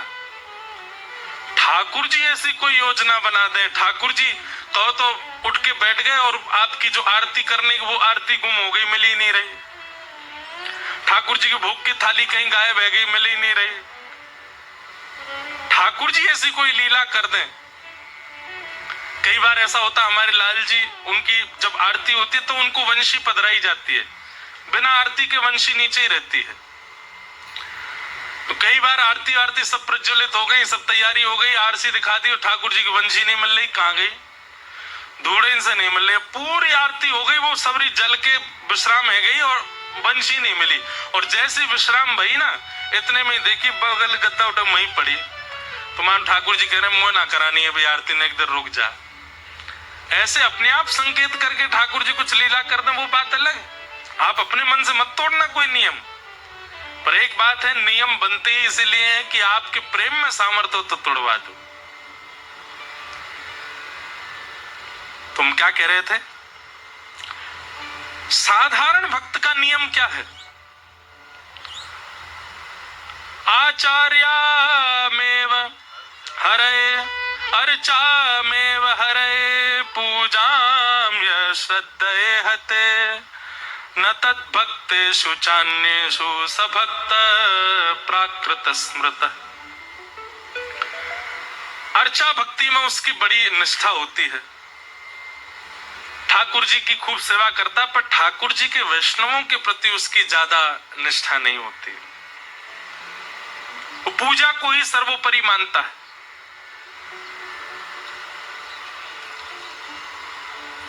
नारद जी महाराज गए प्रहलाद जी के पास, और श्री प्रहलाद जी महाराज उस समय अपने ठाकुर जी की सेवा कर रहे थे। तो नारद जी गुरु जी हैं। किसी ने जाकर के प्रहलाद जी से कहा, प्रहलाद जी, नारद जी आए, गुरु जी आए। और उस समय प्रहलाद जी सेवा कर रहे थे ठाकुर जी की। तो प्रहलाद जी ने केवल इतना कह दिया, नारद जी से कहो थोड़ी देर बैठे, आ रहा हूं। अब प्रहलाद जी ने अपमान के रूप में नहीं कहा था कि उनका अपमान हो। लोगों ने जाके कहा कि आप थोड़ी देर विराजो, प्रहलाद जी अभी आ रहे हैं। नारद जी बोले कोई नहीं, हम तो फिर आ जाएंगे, चले गए। अब नारद जी भी इस भाव से नहीं गए कि मेरा अपमान हुआ है, और प्रहलाद जी ने भी इस भाव में नहीं कहा कि उनका अपमान हो।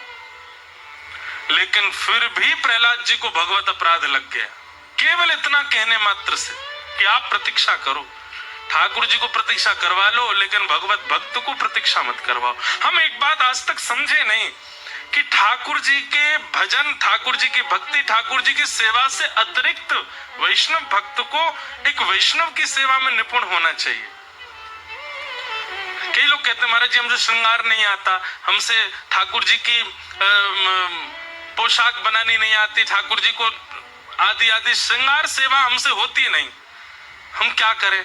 तो भाई तुम वैष्णवों की सेवा करो, वैष्णवों को भजो। एक बात सूत्र मान लीजिएगा, वैष्णव सेवा सबसे श्रेष्ठ और सबसे शुद्ध और सबसे भगवत प्राप्ति में सबसे ज्यादा अतिरिक्त शीघ्रता भगवत दर्शन कराने में सामर्थ्य यदि किसी में है तो वैष्णव सेवा में, भगवत सेवा में। ठाकुर जी की सेवा करते करते हो सकता पूरा जीवन निकल जाए, ठाकुर जी ना मिले, लेकिन वैष्णव सेवा आपने कुछ वर्ष भी कर ली ना, तो भी ठाकुर जी का अनुभव होने लग जाएगा।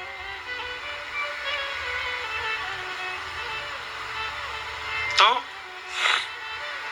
साधारण भक्त केवल भगवत सेवा में ही रहता है, उसको वैष्णवों से इतना मतलब नहीं।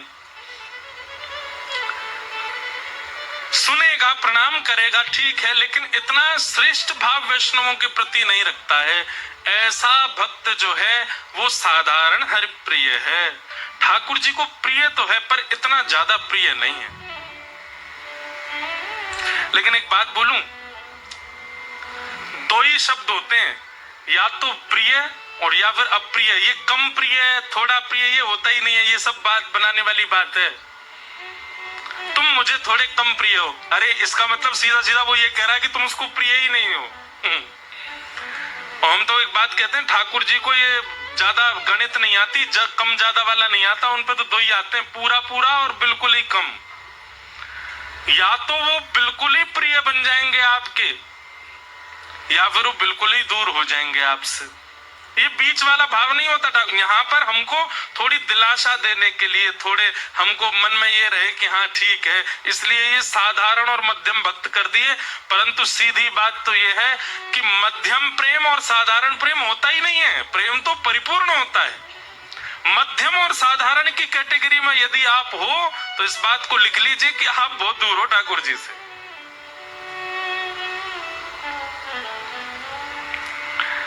इस प्रकार के 3 भक्तों के भाव बताए गए, उत्तम, मध्यम और साधारण। तब हरि योगेश्वर ने उत्तम भागवतों के और भी लक्षण बताए, मतलब जो हरिप्रिय हैं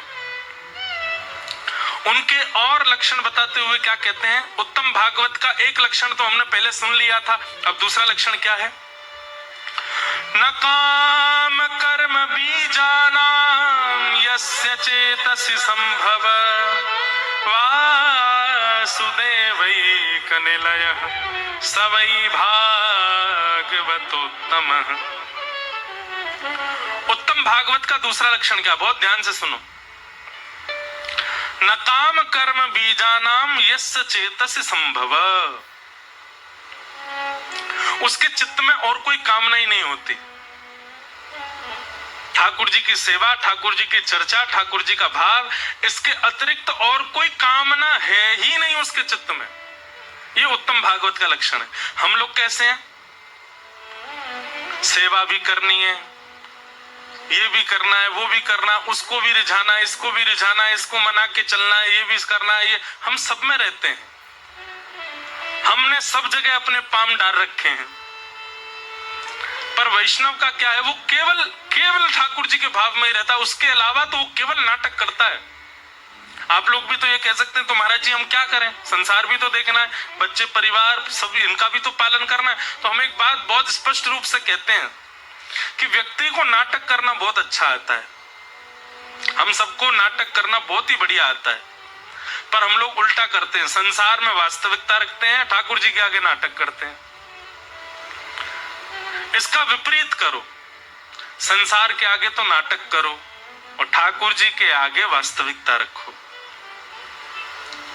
जैसे हमारे परिवार में और हमारे जानकारी में कई लोग ऐसे होते हैं, उनसे हमारा प्रेम नहीं होता, लेकिन फिर भी हम व्यवहार की वजह से वो बुलाते हैं तो हम जाते हैं। क्या करते हैं वहां पे जाके, नाटक ही तो करते हैं। जैसे ही घर में प्रवेश करेंगे वो आइए आइए आपको, अरे अरे वाह वाह वाह, अरे कितने अच्छे लग रहे हैं, क्या पहने तुमने, कितने बढ़िया, तुम्हारे बच्चे कितने बढ़िया हैं। जबकि मन में कभी आपका उनके प्रति प्रेम था ही नहीं, लेकिन फिर भी आप वहां जाकर के वो व्यवहार नाटक करते हो।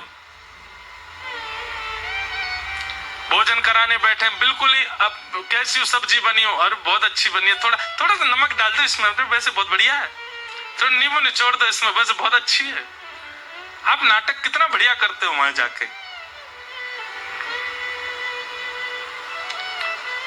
ऐसा नाटक संसार में करो, संसार में सबके प्रति आपका नाट्य होना चाहिए, और ठाकुर जी के सामने वास्तविकता, वो वास्तविक प्रेम। बस्ती छोड़ एकांत बिठावे, बातन सो घबराही, ऐसो दुख दी जो ही माही, ऐसो दुख दी जो ही माही। बिन पद कंज छटा दृग देखे, को सुहावे नाही, भोरी ऐसे दुख बिन प्यारी, जीवन व्यर्थ गवाही, ऐसो दुख दी जो ही माही, ऐसो दुख दी जो ही माही। बस्ती छोड़ एकांत बिठावे, बातन सो घबराई। अरे महाराज, आपको बीच में बैठा करके संसारी चर्चा होने लग जाए, संसार के आचार विचार व्यवहार की चर्चा हो, आपको उस समय घबराहट होने लगे, आप कहो भैया ठंडा पानी पिलाओ, मुझे बड़ी घबराहट हो रही है, संसार की चर्चा हो रही है। ऐसी स्थिति हो जाए, बिन पद कंज छटाद्रग देखे, को सुहावे नाई। जब तक युगल सरकार श्यामा श्याम के ललित त्रिभंगी स्वरूप को ना देख लें, उनकी मधुर लीला को ना सुन लें, तब तक कोई सुंदर ना लगे, कोई सुहावना ना लगे, कोई अच्छा ना लगे। भोरी ऐसे दुख बिन प्यारी, जीवन व्यर्थ गवाही। ऐसो दुख दी जो ही माही। वैष्णव का स्वरूप है। ठाकुर जी के संबंध की कोई भी वस्तु है उसी में ही उसको सुख मिलता है, अन्यथा उन सब भावों को वो केवल तिलांजी मात्र कर देता है, उनमें उनमें कभी नहीं रहता।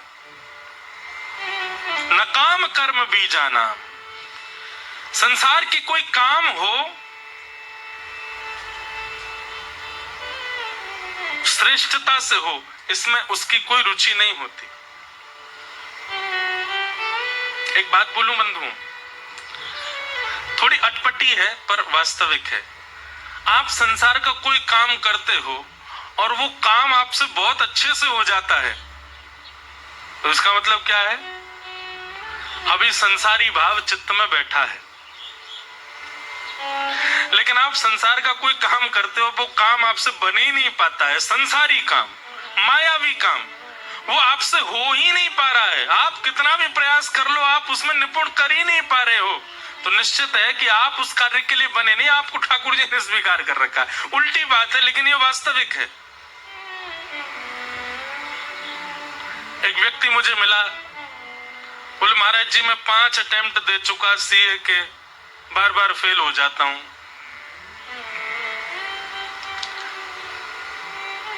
मैंने कहा एक बार आप हमारे कहे से काम करके देखोगे? मैंने क्या? ठीक है, आपने जो अटेम्प्ट किया नहीं हो पा रहा, आप क्या करोगे क्लियर? एक बार और प्रयास कर लो, और अब की बार नहीं होना, मैं सब छोड़ के हरि भज, सब तज हरि भज। मैं ठाकुर जी इसीलिए नहीं करवाना चाह रहे। बोले तो मैंने भजन के काजी बनाया हो, तू संसार में पड़ो है। इसका मतलब डिमोटिवेट मत हो जाना कि महाराज जी कह रहे हैं 2-3 बार फेल हो गए तो सब छोड़ छाड़ दो। प्रयास करो, एक आध बार और कर लो भाई। लेकिन इतने प्रयास करने के बाद भी नहीं बन रहा है, तो हो सकता है ठाकुर जी ने आपको भजन के लिए चुना है, भजन करके देख लो। और हाँ, 1 बार 2 बार 3 बार 5 बार भजन करके देख लिया और भजन में भी पास नहीं हो रहे, ठाकुर जी का चिंतन नहीं आ रहा, विषय भोगों से निवृत्त नहीं हो पा रहे, संसार के विषय, तो निश्चित है कि आपको ठाकुर जी ने संसार के लिए बनाया, उसमें ट्राई करके देखो। संसार में ट्राई मार लो, वही काम बन जाएगा आपका।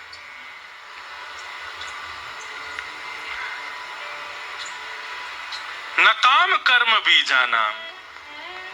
उत्तम भागवत से, उत्तम भागवत के चित्त में कुछ करवा लो, कर तो देगा, लेकिन उसके चित्त में कुछ सांसारिक कामना नहीं होगी करने की। यस्य चेतस संभव, क्यों? क्योंकि वासुदेवई का निलय, वो अपने देह को हरि का निलय मानता। निलय कहते हैं घर को। वो अपने देह को ही ठाकुर जी का भवन समझता है, अपने देह को ही ठाकुर जी की कुटिया बना लेता है। ये ठाकुर जी का घर है, इसमें ठाकुर जी भीतर बैठे हैं, इस भाव से वो अपने देह को रखता है। उसको स्वच्छ रखना, पवित्र रखना, उसमें गलत चर्चाएं ना प्रवेश करने देना, गलत लोगों का संग ना होने देना, बिल्कुल शुद्ध पवित्र आचरण करना, वो करना जिससे ठाकुर जी प्रसन्न हो। क्यों? क्योंकि वासुदेव ही का निलय, मेरा शरीर ठाकुर जी का घर है, इसमें ठाकुर जी बैठे हैं, मुझे वही करना है, वही स्वीकार करना है, उसी भाव में रहना है जिससे ठाकुर जी प्रसन्न हो। सवै भागवतोत्तम, ये उत्तम भागवत का दूसरा लक्षण। लक्षण गिनते जाइए। प्रथम लक्षण क्या था? सब में भगवत गुण का दर्शन करे। दूसरा, अपने देह को ठाकुर जी का घर समझे। नेत्र खोलने पर दिखे कि ये भाव देखने योग्य नहीं है तो उसका दर्शन ना करे। कानों में कोई ऐसी वार्ता जा रही है जिससे ठाकुर जी विमुख हो रहे हैं, तो उन वार्ताओं को स्वीकार ना करे, भले ही वो सुननी पड़े लेकिन उसको चित्त में ना उतारे। अपने देह को निलय मान करके ठाकुर जी का रहना प्रारंभ कर दे। ये उत्तम भागवत का लक्षण। उत्तम भागवत का तीसरा लक्षण क्या है? उत्तम भागवत मतलब हरिप्रिय का। न यस्य जन्म कर्मभ्याम न वर्णाश्रम जातिभिः सज्जतेऽस्मिन् अहं भावो देवै स हरिप्रिय। उत्तम भागवत कभी भी ठाकुर जी से अपने जीवन में होने वाली घटनाओं की शिकायत नहीं करते। नयस्य कर्म नयस्य जन्म कर्माभ्याम। ठाकुर जी, आपने मुझे बहुत उच्च कुल में भेजा है, मैं राजकुल का बालक हूं, मेरे पिताजी इतने धनवान हैं, आदि आदि इन सब भावों का विचार करके, और वो उस अहम भाव में नहीं रहता। श्रेष्ठ कुल है, धनवान कुल है, इन सब से उस पर कोई फर्क नहीं पड़ता। या निर्धन कुल है, निर्धन परिवार है, इन सब से भी उसकी भक्ति पर कोई असर नहीं पड़ता। उसका जन्म कैसे कुल में हुआ, धनवान है कि निर्धन है कि मध्यम है, विदेश में है कि देश में है, वो जैसा भी है उसको स्वीकार करते हुए भगवत भजन करता है। जो भी दिया है ठाकुर जी ने दिया है, ठाकुर जी ने प्रसन्न होकर के दिया है, उसको प्रसन्न भाव से स्वीकार करके शिकायत नहीं करता ठाकुर जी से। हमारी शिकायत ही खत्म नहीं होती। अभी विदेश गए तो वहां अधिकतर लोगों की शिकायत, सब कहे महाराज जी यहाँ हम रह के भजन कैसे करें, ये ऑस्ट्रेलिया में रहते हैं महाराज जी, यहाँ पे ऐसा ऐसा खान पान होता है, ऐसा आचार विचार होता है, हम कैसे भजन करें। मेरे पास 10-15 जब ऐसे एक ही प्रश्न आए ना, यहाँ भजन कैसे बनेगा, यहाँ, तो मैंने गुस्सा में आके सबसे कहती, मैं तो फिर काय को आए यहाँ पे, जब ये इतनी बड़ी बाधा, ये देश ही बनना है, यहाँ का आचार विचार व्यवहार ही जब इतनी बड़ी बाधा बनना है, तो फिर काय को आए यहाँ पे। हमने कह दिया भाई, थोड़ा क्रोध में कहा, मैंने जितना परिश्रम इस देश में आने के लिए किया, उसका 1% भी यदि वृंदावन आने के लिए किया होता ना, ठाकुर जी प्रसन्न हो गए होते। बंधु, हम लोग भगवत प्रयास कुछ नहीं करते। संसार के लिए हमारा प्रयास देखो, लोगों को विदेश जाना होता है तो उसके लिए फंड इकट्ठा करना, वीजा अप्लाई करना, पेपर्स बनाना, दिन रात लग जाते हैं महाराज, कैसे भी करके मैं पहुंच जाऊं। फ्लाइट की टिकट इतनी महंगी, उसको करेंगे अरेंजमेंट, लोन लेकर के पहुंच जाएंगे। लोन लेके कोई वृंदावन आया कभी? कोई बैंक में गया हो, मैनेजर से कहे मुझे लोन चाहिए, क्या करना है सर आपके लिए, कहाँ, कौन सी बिल्डिंग में आपको फ्लैट खरीदना है, कहां पर आपको जमीन खरीदना, बताइए आपके लिए क्या, हमको वृंदावन जाना, उसके लिए लोन दिलाओ। कोई लोन लेकर वृंदावन नहीं आया। कर्जा लेकर के दुनिया के भोग भोगले, कर्जा लेकर के वृंदावन कौन आया?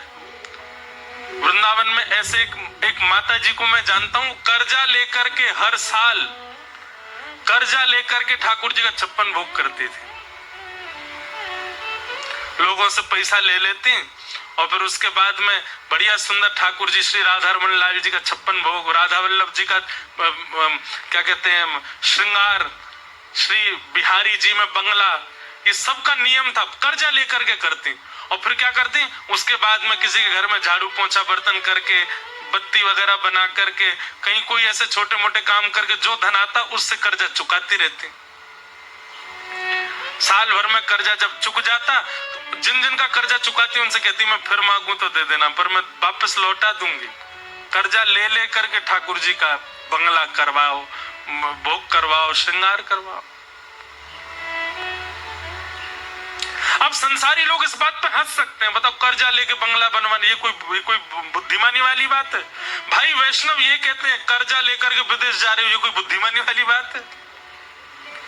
और लोन लेकर के करोड़ों का घर बनाए, कोई बुद्धिमानी वाली बात है? इससे बढ़िया तो 20-25 हजार रुपया, 50 हजार रुपया खर्च करके वृंदावन में कुटिया बना लेता। वो बुद्धिमानी है। वैष्णव की बुद्धि अलग है, संसार के लोगों की बुद्धि अलग है। संसार के लोग तो आप पे भी हंसेंगे, बताओ ये कोई बात 4 बजे उठ के नहा धो के भाग के कथा सुनने जा रहे हैं? इससे बढ़िया 108 बजे तक तान दुपट्टा। जब मैं बोलता हूं किसी को हमारी कथा आ जाना, कहां पे महाराज ऋषि, ओहो हम तो जरूर आएंगे। मेरे पर कथा का समय सुबह 5 बजे से है, 5 बजे से महाराज जी हम तो सोते 3 बजे हैं। एक व्यक्ति है, मेरे मित्र हैं, तो वो कहते हैं मुझसे, मैंने आपकी सारी अकिंचन कथा सुनी है। तब अकिंचन कथा होती थी 3:45 बजे। तो मैंने कहा आपने कथा अकिंचन सुनी आप इतनी जल्दी उठ करके सुनते थे, मुझे बड़ा अच्छा लगा भाई सुन के, इधर आओ हृदय से लग जाओ, तुम सुबह उठ करके कथा सुन। नहीं, उठ के नहीं सुनता था, वो मेरे सोने का समय होता था, मैं 2:45-4 बजे तो सोता था, तो उसी समय आप लाइव आते तो मैं सुन लेता था, थोड़ी देर सुन के फिर सो। मैंने कहा वाह भाई, ये तो तूने उल्टी बात करी। संसार के लोग तो आपकी इस बात पे भी हंस सकते हैं कि आप सुबह 5 बजे इतनी दूर काहे को जा रहे हो भाई कथा सुनने, इससे बड़े घर बैठे सुन लो। कई लोग बेचारे अभी भी लाइव देख रहे हैं, उनके घर वाले आने नहीं दे रहे या उनके किसी काम से, बोले इससे बढ़िया यही सुन लो, वहां जाके क्या करना। कोई कह रहा है ऋषिकेश में फ्लड आ रहा है, कोई कह रहा है कावड़ यात्रियों की भीड़ लगी है, कोई कह रहा है कुछ हो रहा है यहाँ पे। अरे बह गए भैया हम तो, देखो हो लैंडस्लाइड हो गया, ऊपर से पत्थर मेरे ऊपर ही गिरा। ये बहाने जो है ना, ये वैष्णव नहीं बनाते। बहाने वैष्णव कब बनाते हैं? हमारे बेटे का जन्मदिन है, आप जरूर आना। ओहो मैं तो नहीं आ पाऊंगा, क्यों? जबरदस्ती झूठ बोल देगा, क्यों? बोले वो घर में बहुत जरूरी काम है और ऐसे ऐसे करना है, फोन आ जाएगा आप हमारे बेटे के ब्याह में आना। अरे मैं नहीं आ पाऊंगा, क्यों? कल गिर गया, पैर टूट गया, प्लास्टर चढ़ा है मेरे, तो जबकि प्लास्टर है नहीं फिर भी झूठ बोल देगा। वो संसारी कामना, संसारी भावों में जो है झूठ बोलता है, संसारी भावों में बहाने बनाता है, भगवत भाव के लिए बहाने नहीं बनाता वैष्णव।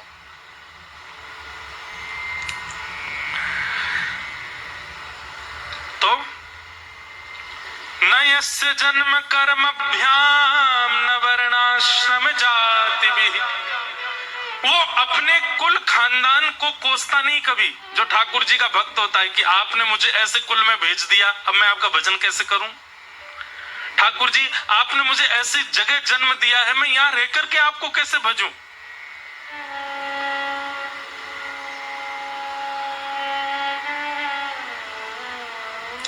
ठाकुर जी आपने मुझे छोटी जाति में भेजा है, मैं आपको कैसे भजूं? ये जाति भेद, जन्म भेद और ये सारे जो बहाने हैं ना, ये वैष्णव नहीं लगाता है।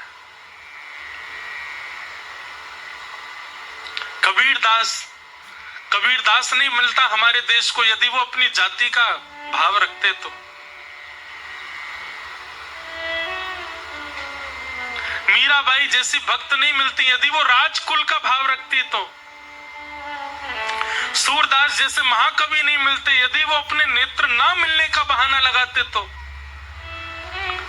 नरसिंह मेहता जैसे भक्त नहीं मिलते यदि वो अपनी जीवन की धन की तंजियों को ठाकुर जी के सामने बहाना बनाते तो। बल्कि बंधुओं आप यदि गहराई में जाकर के देखो तो जिनको ये बहाना बना सकते उन्हीं को इन्होंने माध्यम बनाया भगवत प्राप्ति में। बहुत अच्छा सूत्र है। वैष्णव जिसको बहाना बनाता है ठाकुर जी की प्राप्ति में कि इस बहाने से मैं भगवान के पास नहीं जा पा रहा, उसी बहाने को यदि माध्यम बना ले तो ठाकुर जी उसको मिल जाएंगे। बहुत सुंदर भाव। न यस्य जन्म कर्मभ्याम न वर्णाश्रम जाति भी सज्जतेस्मिन् अहम भावो देहे वै सहरि प्रिय। भाई नाही बंधु नाही, श्री मलुकदास जी का पद है, बहुत सुंदर है। भाई नाही बंधु नाही, कुटुंब कबीलो नाही, ऐसा कोई मित्र नाही, जासो कछु कीजे।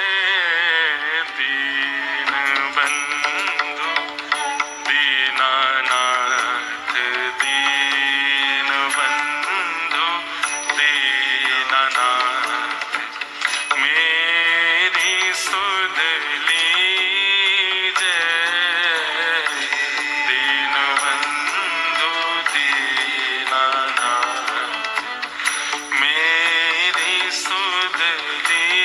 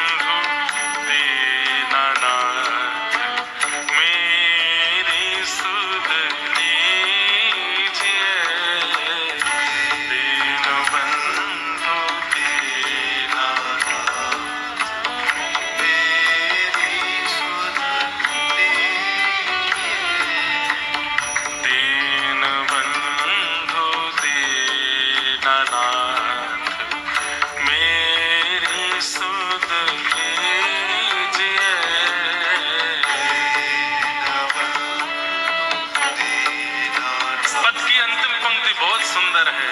श्री मलुकदास जी महाराज कहते हैं,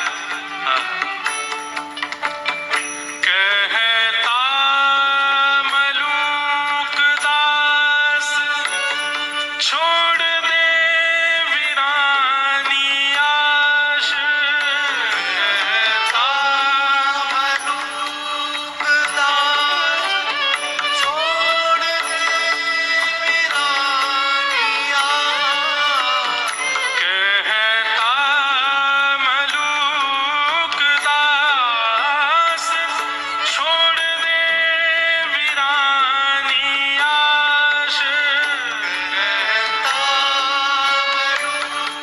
मलुकदास छोड़ दे वीरानी आश, साचो नाम तेरो दाता, साचो नाम तेरा दाता, साचो नाम तेरो दाता, साचो नाम तेरा दाता, और किसको लीजिए दीन बंधु दीनानाथ, मेरी सुध लीजिए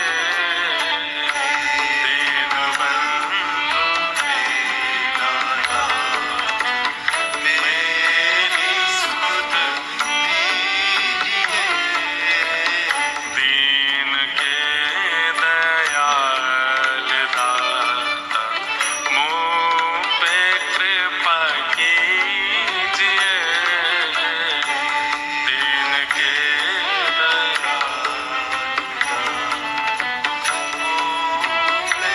कृपा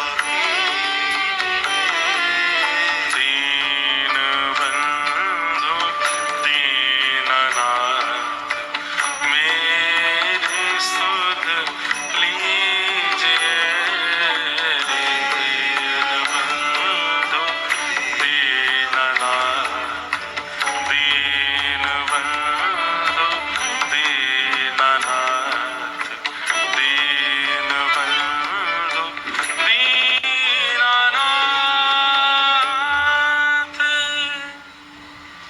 तो हरिप्रिय जो है वो अपने जीवन में घटने वाली घटना या अपने जन्म और अपने जाति के कभी बहाने नहीं लगाता ठाकुर जी से कि भगवत भक्ति मुझसे इसलिए नहीं बन पा रही, बल्कि वो बहाने ढूंढता है कि मैं भजन कैसे करूं। जैसे एक व्यसनी व्यक्ति कैसा होता है, मैं कभी कथा में बताया करता हूं, व्यसनी व्यक्ति कैसा होता है। आज मेरे यार की शादी है, आज मेरे यार की शादी हुई है, आज तो मैं पीऊंगा, आज पी ली। अब कल क्यों पी रहा है? बोल आज मेरी पत्नी मुझे छोड़ के चली गई, आज मैं बहुत दुखी हूं, आज तो पीऊंगा। कल सुखी था इसलिए पी रहा था, आज दुखी है इसलिए पी रहा है।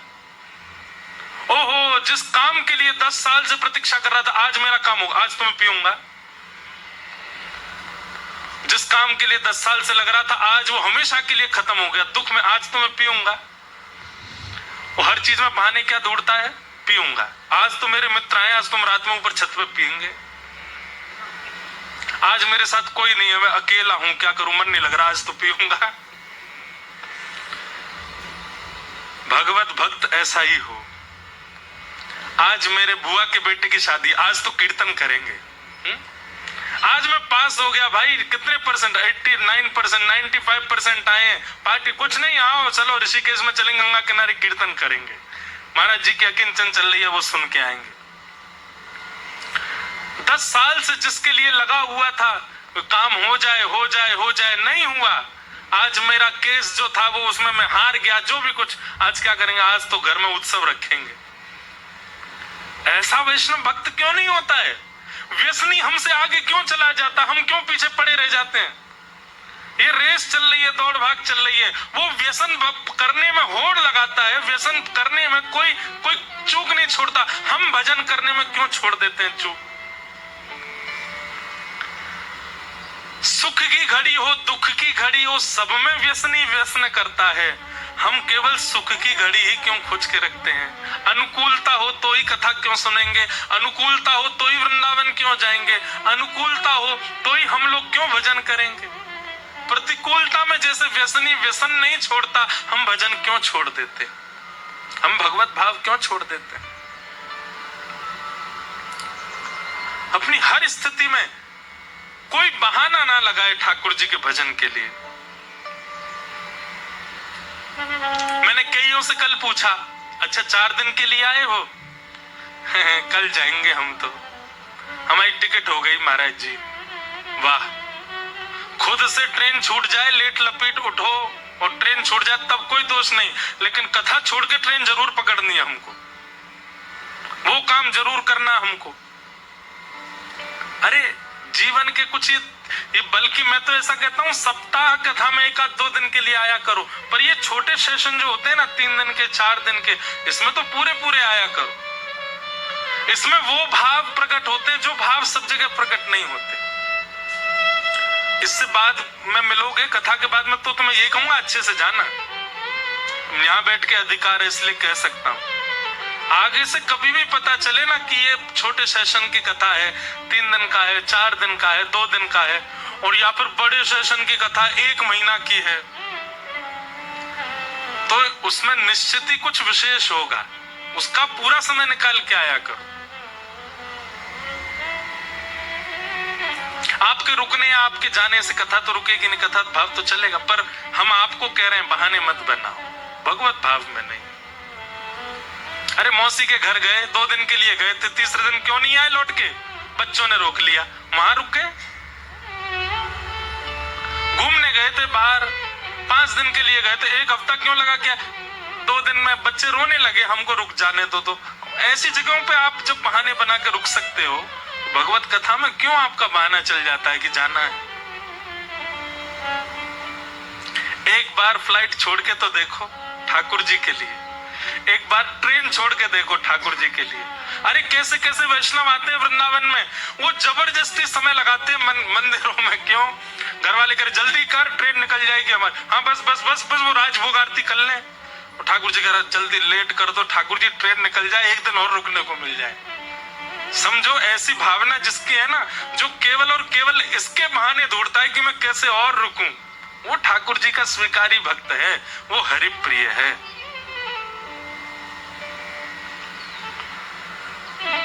जितना सोचा है उतना ही किया ठाकुर जी के भजन में।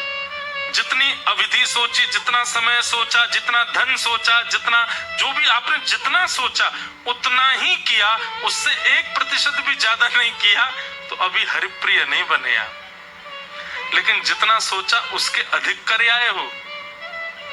लाल जी ने उंगली पकड़ रखी है आपकी, इसलिए अधिक हो रहा है।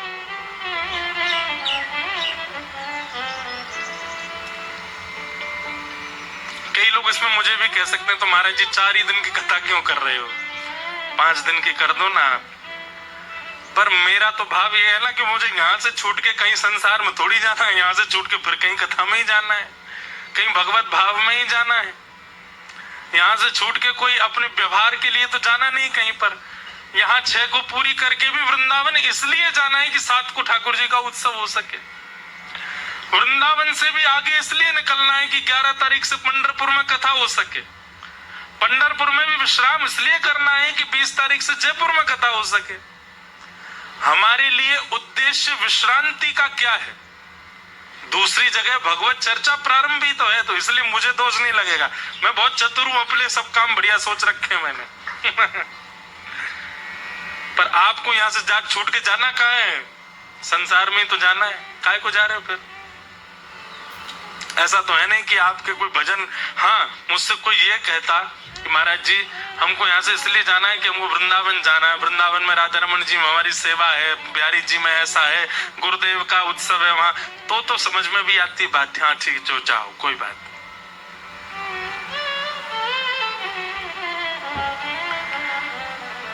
हमको विदेश से 6 अगस्त को आना था लौट करके, पर जब हमारे आहूजा परिवार का यही बनना था, कब होगी कथा, कब होगी कथा, कब होगी कथा। अक्टूबर का समय जो था वो भी नहीं हो पा रहा था, तो फिर विदेश का टिकट बन चुकी थी, 6 अगस्त को हमको पहुंचना था वापस, वो कैंसिल करा के 1 तारीख को आए ताकि यहाँ पर सत्संग कर सके, यहाँ पर आप सबके मध्य में भगवत भाव हो सके। कोई अपनी प्रशंसा नहीं कर रहे, पर बहाने भजन से भागने के नहीं, भजन में लगने के ढूंढो, तो समझो आप हरि प्रिय हो। तो सज्जतेस्मिन् अहम भावो देहे वे स हरिप्रिय, ये हरिप्रिय का लक्षण है। यहाँ पर 4 दिन यही बताया जा रहा है हरिप्रिय कैसे बनाया जाए, ठाकुर जी का प्रिय कैसे बनाया जाए।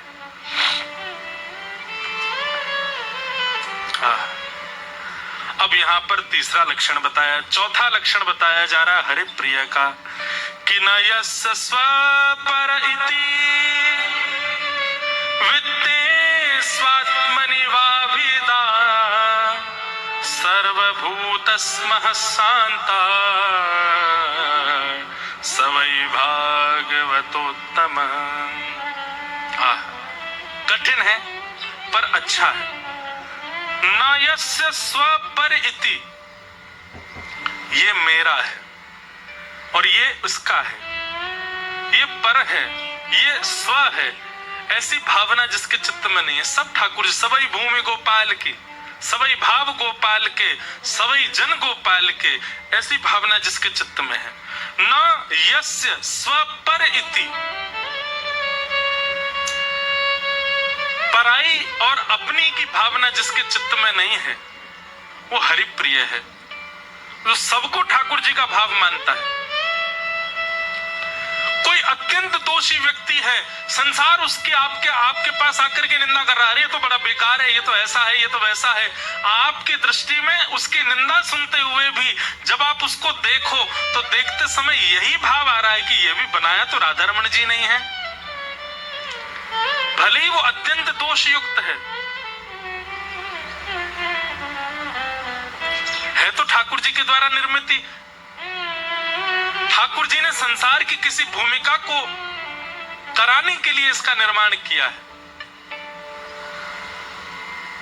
जब आप संसारी व्यक्ति को देखते हैं, वो व्यसन भी करता है, मांस भक्षण भी करता है, अत्यंत दूषित व्यक्ति है, आपका स्वरूप है ना ऐसा होना चाहिए कि उसमें भी ये भाव तो रखो, कोई बात नहीं, ये ठाकुर जी का नहीं हुआ, लेकिन संसार भी तो ठाकुर जी ने बनाया है, उस संसार का कोई काम इससे करवाना होगा, इसलिए ठाकुर जी ने इसको भेजा है। उसमें भी दोष बुद्धि मत रखो। हाँ ठीक है, वो गलत तो है ही, उसका संग मत करो, पर उसमें दोष बुद्धि मत रखो। कहां तक कहें भैया, अगर आप पूर्ण हरिप्रिय बन गए ना, कोई धुआं उड़ा रहा है तो दूर से देखने में आपको वो भी ऐसे लगे ये भी गोपाल जी ने बनाया है। इसको शायद इसलिए ठाकुर जी ने बनाया होगा कि ये व्यसन करके और व्यसन करने के बाद में दूसरे लोगों को किसी ना किसी भाव से ये सिखा सके कि भाई व्यसन करने से देखो मेरी ये स्थिति हो गई, तुम मत करना। कई लोगों का निर्माण ठाकुर जी इसलिए करते हैं कि उनसे दूसरों को शिक्षा मिले। कई लोगों को आप देखेंगे उनके जीवन में भयानक कष्ट आ जाता है और कुछ भी करते हैं उससे कष्ट, वो कई बार ठाकुर जी किसी किसी का जन्म करते ही इसी भाव से, जीवन बनाते इसी भाव से कि वो दूसरों को ही समझा सके, तुम ऐसा मत कर देना, तुमने ऐसा किया तो फिर पछताओगे, भोगोगे। संसार में कोई भी व्यक्ति ऐसे ही नहीं आया है, ठाकुर जी ने सबको किसी ना किसी भाव से भेजा है। मुझे, आपको, हम सबको अपने प्रेम के लिए भेजा है। तो हमारे इतर जो लोग हैं, जो संसारी हैं, उनको ठाकुर जी ने संसार भी तो चलाना है ना, उसके लिए भेजा है। एक माँ के 2 पुत्र हैं, एक घर का ध्यान रखता है और एक बाहर का व्यापार सब संभालता है, दोनों के इस व्यवहार से ही तो घर संभला है। ऐसे ही भगवान के हम सब पुत्र हैं, हम सबको तो ठाकुर जी ने अपने प्रेम के लिए बनाया है, पर संसारी लोग जो हैं उनका निर्माण ठाकुर जी ने इसलिए किया, संसार भी तो चले। व्यसन भोग करना भी तो, इससे भी तो कोई पापजन्य व्यक्ति दूसरों को अगर आप ये सोचो, अगर कोई पाप नहीं करता तो हम वैष्णवों को कैसे पता चले कि ये पाप है, ये नहीं करना है? किसी ने किया, उसी से तो हमको पता चला। ठाकुर जी ने उससे इसीलिए करवाया ताकि हमको पता चले, मतलब उसका भी कार्य निरर्थक नहीं है, ठाकुर जी करवा रहे हैं उससे भी। ऐसी दृष्टि हो जाएगी तो आपको किसी में दोष ही नहीं दिखेगा।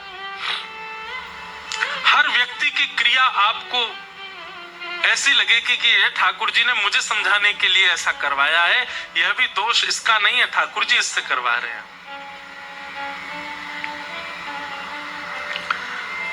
हरिप्रिय बनना इतना सामान्य साधारण नहीं है, बड़ा कठिन है, लेकिन कोई बन जाए तो है। न यस्य स्वपर इति वित्ते स्वात्मनि वाभिदा सर्वभूतस् मनः शान्तः स वै भागवतोत्तम।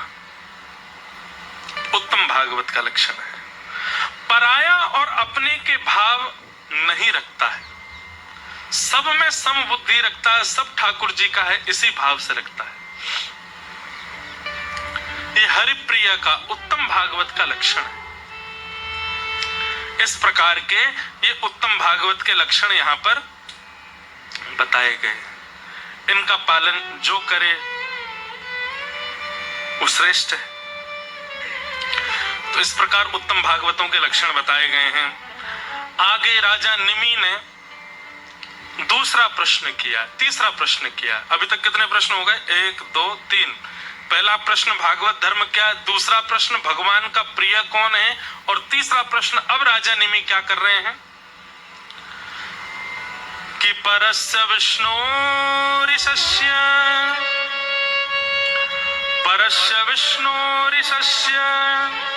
मायिनी मापमपि मोहिनीं मायां वेदितुमिच्छामो भगवन्तो ब्रुवन्तु नः। हे भगवान,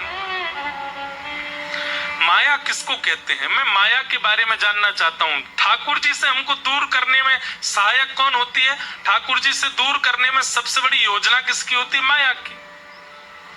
वो माया क्या है? कृपा करके उस माया का विषय मुझको बताओ। इसका उत्तर देते हैं अंतरिक्ष नाम के योगेश्वर, और वे पूरी यहां पर सृष्टि बताते हैं। सृष्टि कैसे होती है, क्या होती है, सबका भाव एक ही कहते हैं। आपके जिस कार्य से, जिस योजना से, जिस व्यवहार से, जिस विचार से आप संसार में और इंक्लूड हो जाओ, आपका और एग्जिस्टेंस संसार में हो जाए, आपकी जिस भी क्रिया से, वो क्रिया ही माया है।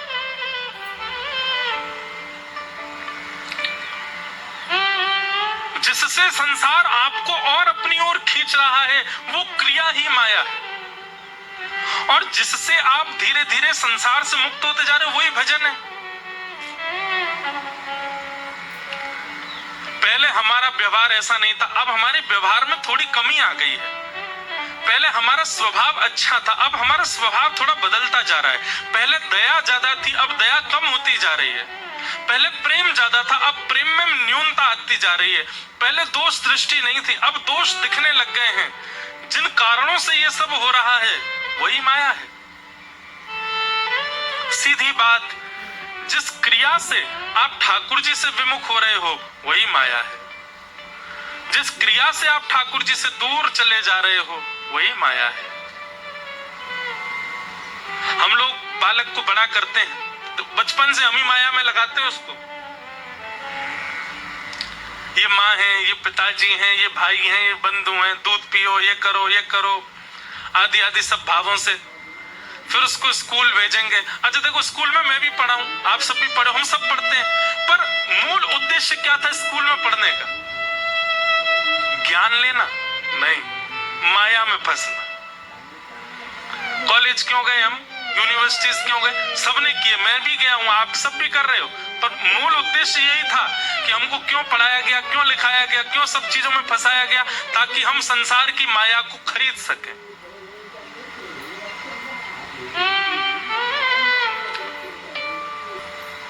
उदर भरणो जीवा, पेट भर सकें, कैसे निपुणता हमारी बन जाए, उसके लिए माया में हम बचपन से पड़े रहते हैं, फंसते हैं।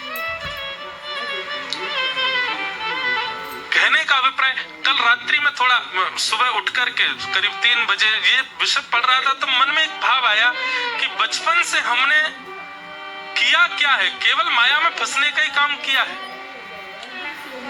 भले ही हमको अच्छा लगता बच्चे स्कूल जाने ही चाहिए, पर मेरे इस बात से ऐसा नहीं है कि स्कूल जाने का कोई विरोध कर रहा हूं, नहीं भाई, मैं खुद भी गया हूं, आप भी जाओ, जाना ही है सबको। पर एक प्रकार से हम अगर उसकी सूक्ष्मता में जाके देखें तो सूक्ष्मता तो हम माया में पढ़ने के लिए इतनी मेहनत कर रहे हैं, इतना परिश्रम कर रहे हैं, और इन्हीं सब क्रियाओं से ही माया हमको जकड़ लेती है। हम माया के योग्य बने, उसका पूरा योजना हम बचपन से ही तो करते हैं। माया के योग्य बनने के लिए ही हम सारी योजनाएं बनाते हैं।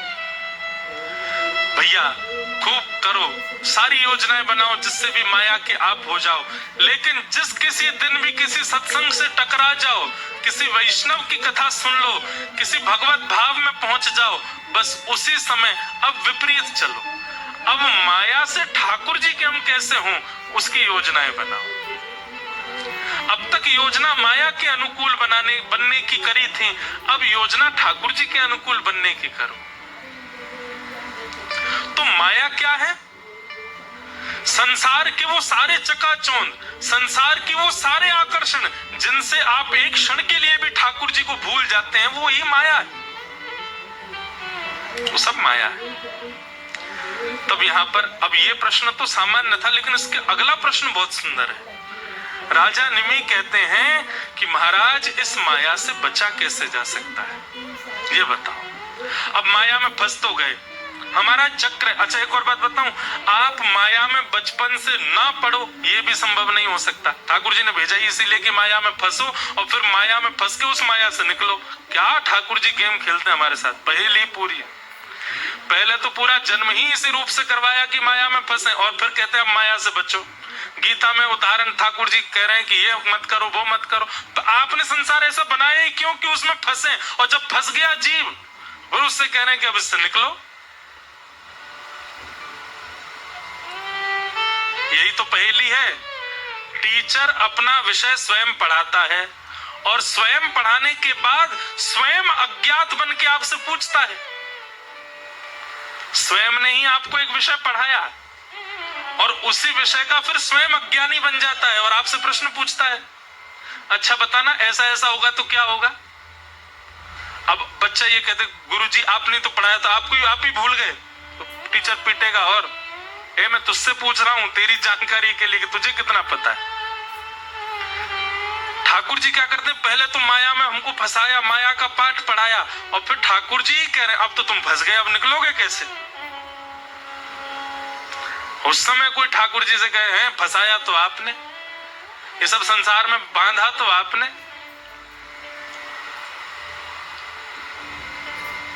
सूरदास जी का एक पद है ना, नाचो बहुत गोपाल अब मैं, नाचो बहुत गोपाल अब मैं, नाचो बहुत गोपाल अब मैं, नाचो बहुत गोपाल अब मैं। इस पद से एक बड़ी अच्छी एक स्मृति जुड़ी है मेरी। एक मिनट, एक बार पंजाब के कुछ लोगों ने मेरी कथा कराई, तो मैं ये पद आंख बंद करके गा रहा था, और जब मैंने आंख खोल करके देखा तो सब भंगड़ा कर रहे थे। अब मैं हंसूं, उन्होंने ये नहीं देखा कि ये पद क्या गा रहे हैं, उन्होंने कहा इसमें कह रहे हैं नाचो बहुत गोपाल, सो नाचने लगे। बड़ी अच्छी स्मृति इस पद से है, ठीक है। पर सूरदास जी क्या कह रहे हैं, मैं संसार में बहुत नाच लिया नाथ, नाचो बहुत गोपाल। बहुत अच्छा पद है, सब लोग का नाचो। नाचने का मन तो नहीं किसी का है, वैसे ही नाच रहे भैया संसार में। ये सुबह से ही चाय नचाना शुरू करती है। सबसे पहला नृत्य कौन करवाती है? चाय। कैसा नृत्य करवाती है? ए उठो, रजाई हटाओ अपनी, उठ के बैठो, मुंह धो के आओ, कुल्ला करके आओ, मुझको पियो। पहला नृत्य। दूसरा नृत्य कौन करवाता है? नाश्ता। इडली, डोसा, सांभर, बड़ा, और क्या आज क्या बना नाश्ता में? हैं? चीला। दूसरा नाश्ता कौन करवाता है? ये सब ना करवाते हैं। तीसरा नाश्ता नहीं, नृत्य। तीसरा नृत्य कौन करवा रहा है? जैसे मैसेज खोल करके देखा बैंक अकाउंट में पैसा कम हो गया है, अब भगो महाराज क्या करना, काम करो, जॉब करो। तीसरा नृत्य कौन करवा रहे हैं? हमारे बॉस करवा रहे हैं। हाँ भाई, ये फाइल कंप्लीट करके दो, ये करके दो, ये करके दो। जो भी काम करते हो वहां पर नृत्य हो रहा है। सब जगह नाचते नाचते आते हैं, लौट करके घर आते हैं, बच्चे कहते हैं हमारे लिए क्या लाए, अब इनके लिए नाचो। माता पिता कह रहे हैं हमारे लिए क्या व्यवस्था, पत्नी कह रही है मेरे लिए गहने लाओ, ये लाओ। सुबह से ही नाचना शुरू करते हैं, रात तक नाचते ही रहते हैं हम लोग। ये संसार हमको नचाता है। सूरदास जी कह रहे हैं नाचो बहुत गोपाल, अब मैं नाचो बहुत गोपाल, अब मैं काम क्रोध को पहर चोलना, काम क्रोध को पहर चोलना। शब्द सुनिएगा कैसे नाच रहे हैं हम लोग। काम क्रोध को पहर चोलना, काम क्रोध को पहर चोलना, काम क्रोध को पहर चोलना। कंठ विषय की माल, कंठ विषय की माल, अब मैं नाचो बहुत गोपाल, अब मैं नाचो बहुत गोपाल, अब मैं नाचो बहुत गोपाल, अब मैं नाचो बहुत गोपाल। एक एक शब्द सुनिएगा, इसमें जो शब्दों का प्रयोग सूरदास जी कर रहे हैं यही माया है। काम क्रोध का चोलना, चोलना किसको कहते हैं? वस्त्र। काम और क्रोध के वस्त्र हमने सुंदर धारण किए हैं। जैसे नाचने वाला स्टेज पर जाने से पहले श्रृंगार करता है, वैसे ही हमारा श्रृंगार होता है संसार में नाचने के लिए। काम क्रोध को पहर चोलना, और कंठ विषय की माल, संसार के विषयों की माला गले में पहन रखी है। अब अगली पंक्ति में क्या कह रहे हैं? महामोह के नूपुर बाजत, महामोह की नूपुर बाजत। श्रृंगार करने वाला श्रृंगार करके आ रहा है, आपको कैसे पता चलता है? छम छम छम छम जैसी चाल सुनाई देती है, हर व्यक्ति मुड़ के देखता है कौन आया, ओहो कोई श्रृंगार करके आ रहा है। ये हमारे जो मोह है हमारे अंदर संसार के प्रति और संसार के विषयों के प्रति, यही ठाकुर जी को इशारा कर देते हैं, छम छम छम आवाज कर देते हैं, ठाकुर जी तैयार है नाचने वाला। महामोह क्यों नूपुर बाजत, महामोह के नूपुर बाजत। चलत असंगत चाल, चलत असंगत चाल, नाचो